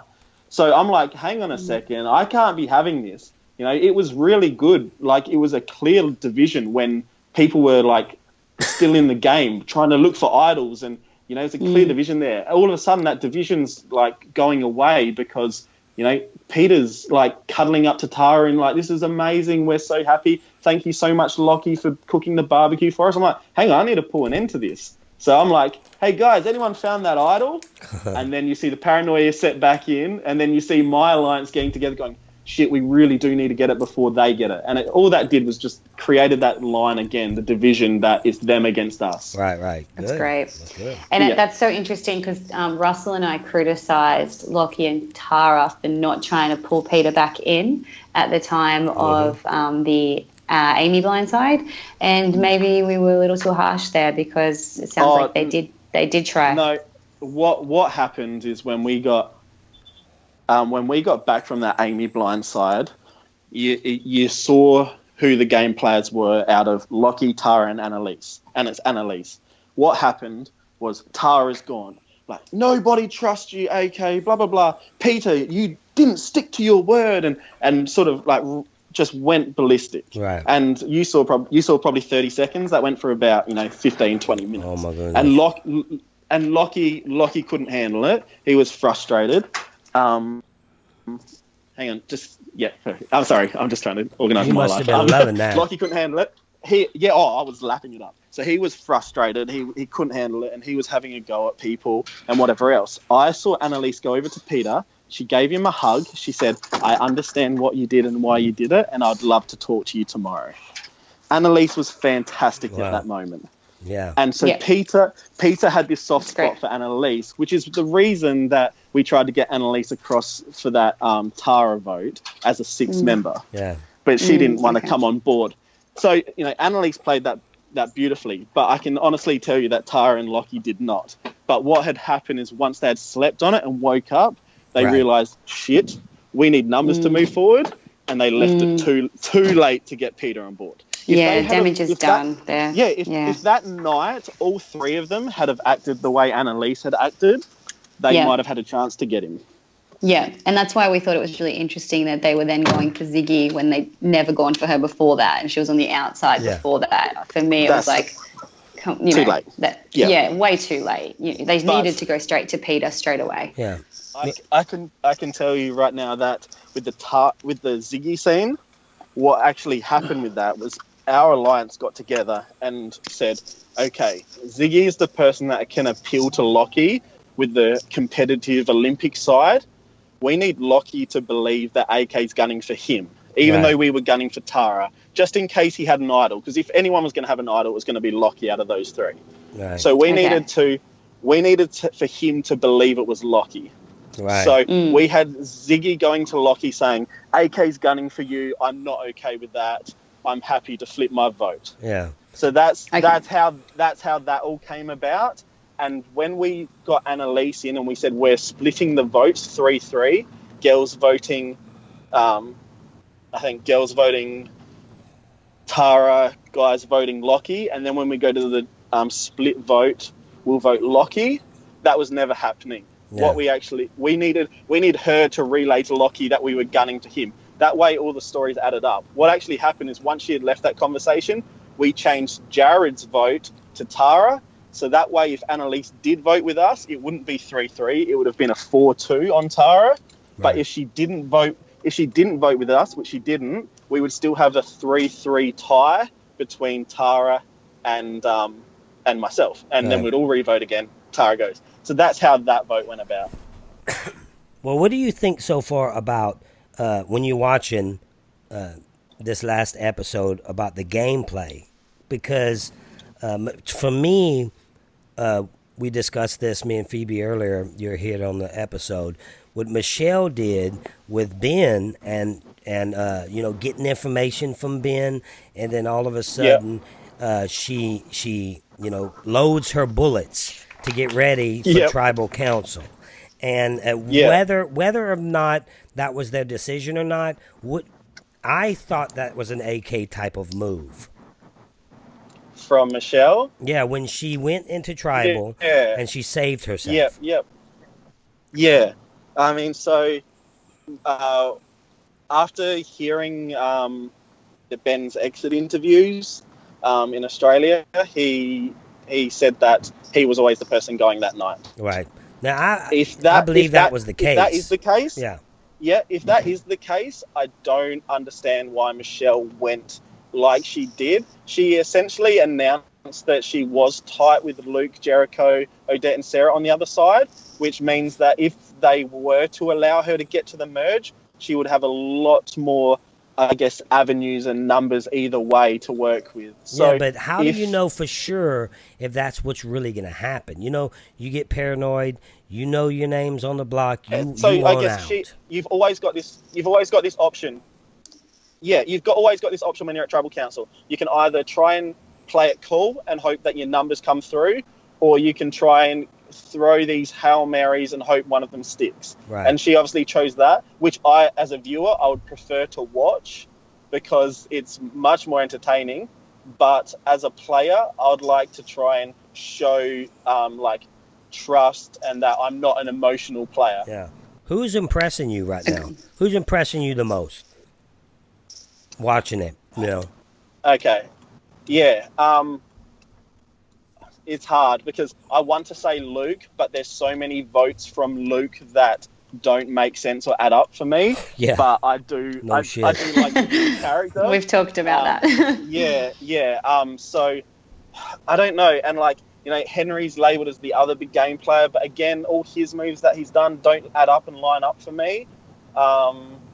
Shit. But actually, I'll say this: being in the game rather than watching it as a viewer, I can tell you right now that it's Jared, Peter, and Tessa that are playing the best games. That's insane, man. They're not. No, I see Tessa and I don't see Peter that much. He's so quiet. We don't see enough. But with Tessa and Jared, I can see it. Like you said the whole time, Russell, why would you not jump on board? The fact that they wanted to align with AK, align with the power, they're not perceived to have the power. They're next to the power. That's a good space to be in. Oh yes, for sure. So that's definitely really exemplary, really, of the fact that they're playing good games. And also, I would say, you know, there are scenes that we see. There are really good scenes I see from Jared quite regularly. You don't necessarily get the confessional, which explains the scene, but you definitely see some of his mannerisms and the things that he does in those little social situations, those one-on-ones. He's got a good way about him. There's something about him that I think people would just trust. Right. Tell us a little bit about Luke. Is he really a loose cannon, or we just see? Is he just saying what? We're just seeing confessionals, and we're just seeing the side of the loose cannon, or did you guys see that too? Yeah, I mean, I think everyone out there sees it. The thing with Luke, though, is that he's that charming that he's able to, I guess, get away with it. No, I just told Phoebe, I was like, he's so silly. You don't take him serious, but he's really playing the game. Yeah, trust me, Luke is playing the game, but he's playing the best way that Luke knows how. I feel like with Luke, though, you know, you look at that first vote between Joan and Ken. Luke's happy to go to rocks on his first ever tribal council. In his first ever time on Survivor. He's happy to go to rocks. Like, no, man. Like, I'm not. He wants fireworks. He wants drama. Like, you know, and there's some people out there that are playing big for Survivor. There's some people playing big for TV, and there's some people that are playing big both ways. I feel like Luke is playing for TV, and he's also playing big as well. It just, unfortunately for him, I feel like, you know, with myself, I gained this reputation so early. I feel like Luke being so loose so early has gained him the reputation of someone that people aren't going to be able to rely on his vote when they need it. Right. Definitely. Hey, there's another question here, which I think is hilarious. Ding, marry, or kill AK. You've got to choose between Phoebe, Russell, and Tara. Oh, God. Phoebe being myself. Hey, and what's D mean? Tell him. So I'm sleeping with someone. I'm sleeping with someone, marrying someone, or killing someone. I think Ding is getting it on. All right. Well, I am. You ain't dinging me, buddy. No, I'm marrying Russell. Yeah, we get married. I'm sorry, Phoebe, but I'm definitely killing you with my bed moves, and I'm killing Tara. You can't. You have to ding Phoebe and kill Tara. Yeah, I'm killing her with my bed moves. Oh, your bedroom eyes. Yeah. So I'll go with that. I think we might have lost Phoebe. Hello? I preferred it better when it was just us two, Russell. Yeah. She's gonna be calling in a little bit. We did lose her. So yeah, man, it was amazing watching you play, and because I seen myself in some of the moves you were making and decisions you were making. Oh, thanks, man.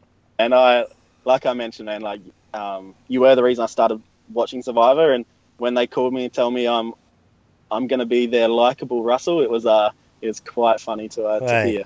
Yeah, and one last thing, man. When you were out there, do y'all discuss like American Survivor, or did my name ever come up while y'all were playing? Sorry, guys. Oh, there she is. You're back, Phoebe. Sorry, I got my phone just rang, and I was like, ah! So when what was but my I missed question? the answer to Ding, Marry, Kill. Sorry, are we in a new question? Okay. I missed the answer. Phoebe, He's I'm dating sleeping with you. Yeah. Oh, cool. All right, good. Yeah, Maybe in 2 weeks' time when you're in Melbourne. Yeah, Definitely. Oh, no, I was about to say definitely. No, definitely I'll catch up for a drink. Don't be boring. I like it to be exciting, please. right. We'll get some chicken idols together. Yeah, I don't. Okay. Yeah. that's right. Y'all can go look for Okay, idols. sorry, Russell. Next question. Yeah, sorry, Russell. Yeah, we talked about the US season a lot. Did like certain names come up? Because sometimes Yeah. they implement the names into the seasons. You know.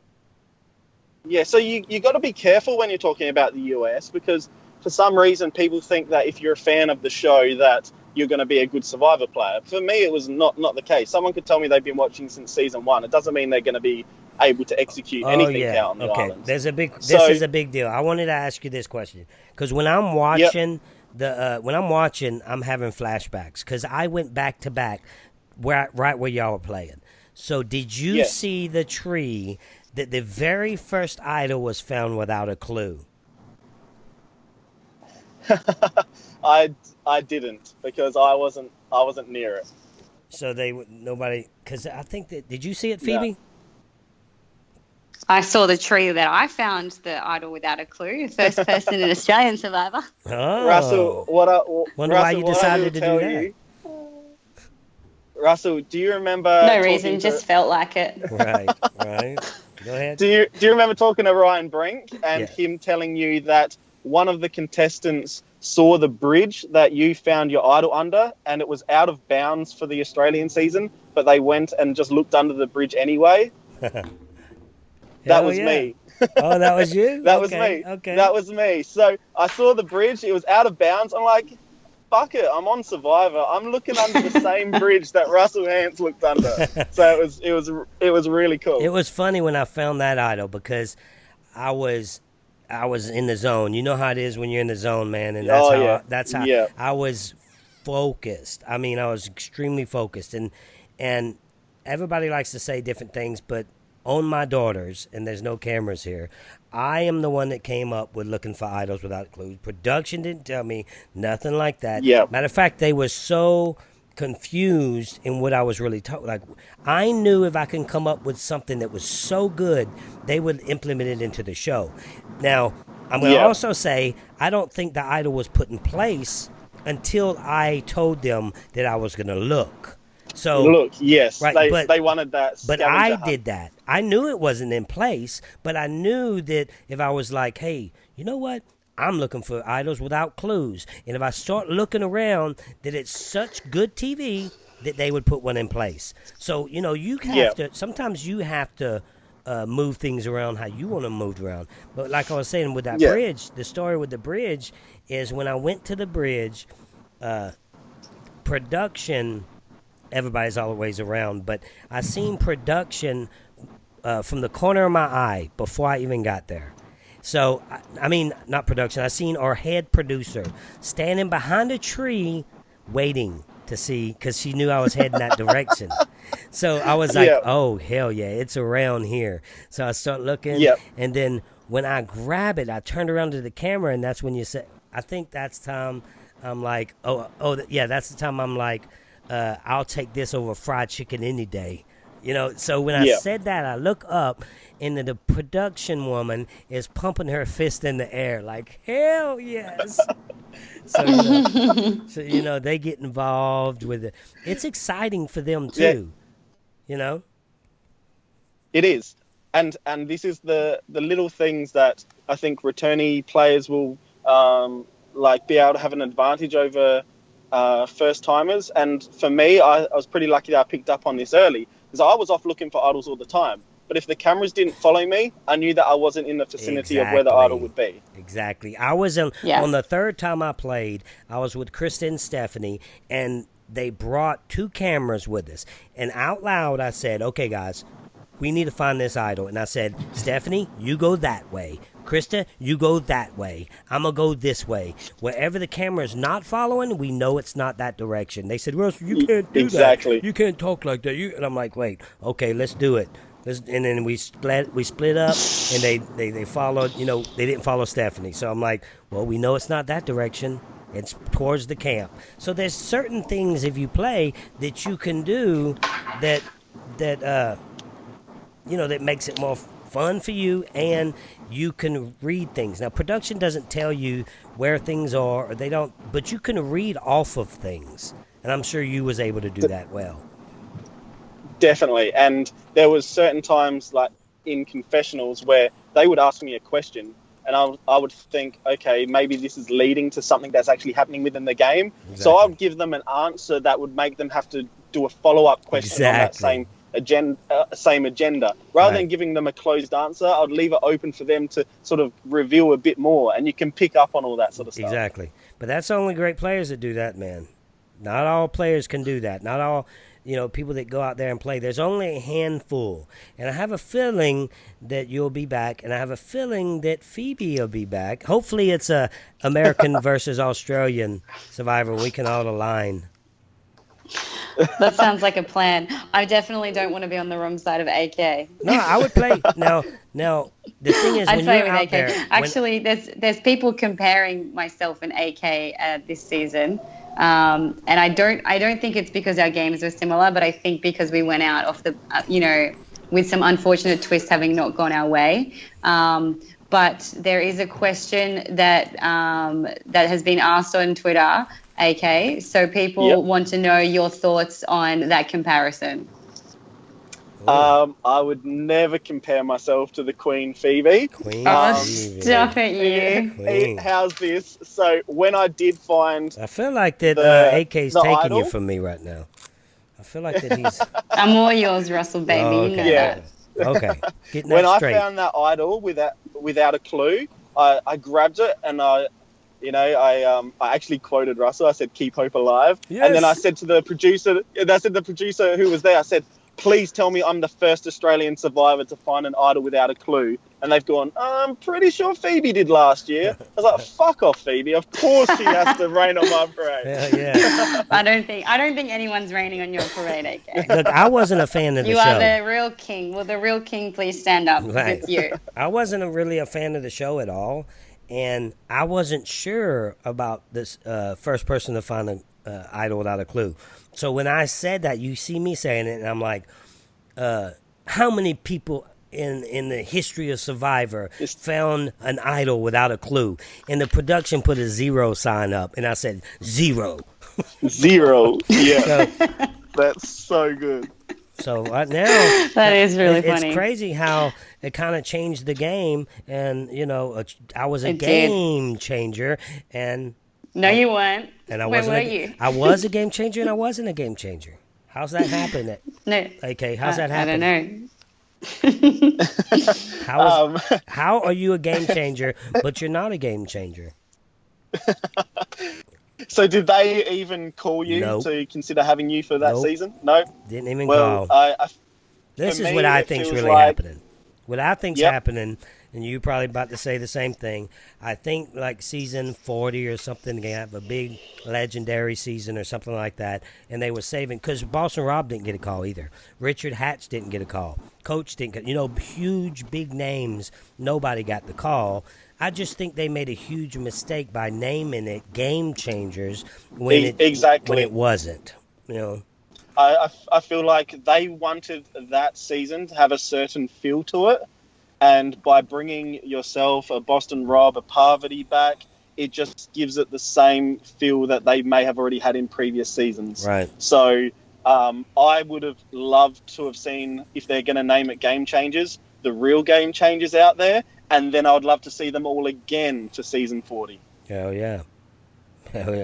Me too. And it was a constant theme through that season as well. Like, I think it was something that was meant to be, implanted onto the players' minds as well, as it was a marketable kind of thing. Yeah. They marketed the season in that way, but then also I feel like people were, I don't know, people had something. I think people in that season really had something to prove. A lot of people. Yeah. Exactly. So name it Survivor, people that have something to prove, not exactly game changers. Exactly. And you know what? We're trying to get the Russell Hantz show to the live show with you guys. So we're trying to come on down there, and so because I have a double date now with Phoebe and Sarah. Right? Can I tag along on that one? Hell yeah, from a distance though. You can watch. Okay. You can watch. You can watch. I'll be the Instagram boyfriend that's taking all the photos for you. Yeah, we needed somebody taking the photos. We need some. Yeah. And then we also need somebody playing the music, right? Yeah, I can do that. Mood music. Plenty. Right. And some mood lighting needed as well. Well, man, I do it. Go ahead, man. No, I was just gonna say that's what I do for a living, so I'm happy to provide music and Oh lighting. yeah, you do. Well, oh yeah, forgot about that. It was nice having you, AK. You were a pleasure to watch. The season is exciting, and I can't wait to see what happens. I was literally on the edge of my seat for a few of your episodes, and that's how production should do it. Always keep you on the end of your seat. And I enjoyed watching you, and I appreciate you coming on the show, man. Thank you so much for having me, Russell. It actually means a lot more to me than you know. So much love and huge respect for you and the way you go about playing the game, man. All right, man. And, I have the best co-host in all of podcasting. Thank you. At least the prettiest. So great chatting with you, AK. Loved our chat, and definitely excited to meet you in person when you're in Melbourne soon. Definitely. What were those drinks we're having? You told me I have to have something that you're making me. Yeah, we're getting on the absolute current. All right. I can't wait. All right. All right, guys. Well, I appreciate it. Appreciate you coming, man. Thanks, guys. Later, man. Bye. Bye.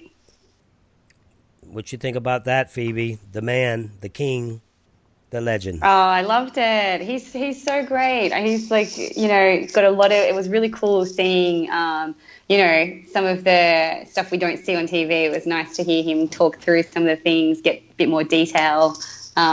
He's so lovely. I really, really like AK. And that's a pretty good. When they told him you were gonna be like Russell, but liked, which is bullshit because they liked me. I was fan favorite 2 seasons in a row. People liked me. Hey, I know. I love you. But what I'm saying right is, here. right. But I do understand that he's extremely likable and extremely strategic. We didn't even get into his physical aspect of when he was doing the physical challenges. Not only the puzzles, the other physical aspects of the challenges he was doing. Such an asset to that show. Such good casting. He brought so much. He's made the show, the first half of this show, super interesting, and so has everybody. Like we've said, production is doing an amazing job. Amazing. So many big players. Everyone's playing really well. AK definitely a big standout, and I feel will be remembered and for good reason. And that's cool. He should be celebrated. He did a good job, and he made things exciting. So it was really cool to talk to him. All right, Phoebe. Well, that's it, and we're gonna be putting this up as soon as we can. What time is it over there right Sounds like now? a plan. Oh, it's 7 p.m. and I'm still at the office. Well, it is I gotta 4 go a.m. here, so. Gosh, it's late. You did that. I'm gonna be here a while. I got a lot of work to do. I can't believe it's 4 a.m. for you. Yes, You gotta go to bed. I'm tired and sick. All right, Phoebe. Well, I'll talk to you later next time, Tuesday or Wednesday, but we'll get back to it. Whenever suits you, and maybe we should make a better time for you. Right. We'll sort it out. All right, honey. Sleep We'll well. talk to you later. Bye. Become a patron and get more content and bonus episodes, including video commentary of every episode of Survivor Samoa, weekly episodes of Whining with Wine, and you can become a patron for as low as $5. $5 gets you Russell's Alliance, $10 and you become a game changer, $25 and you're a legend. Go to patreon.com/Russell Hantz.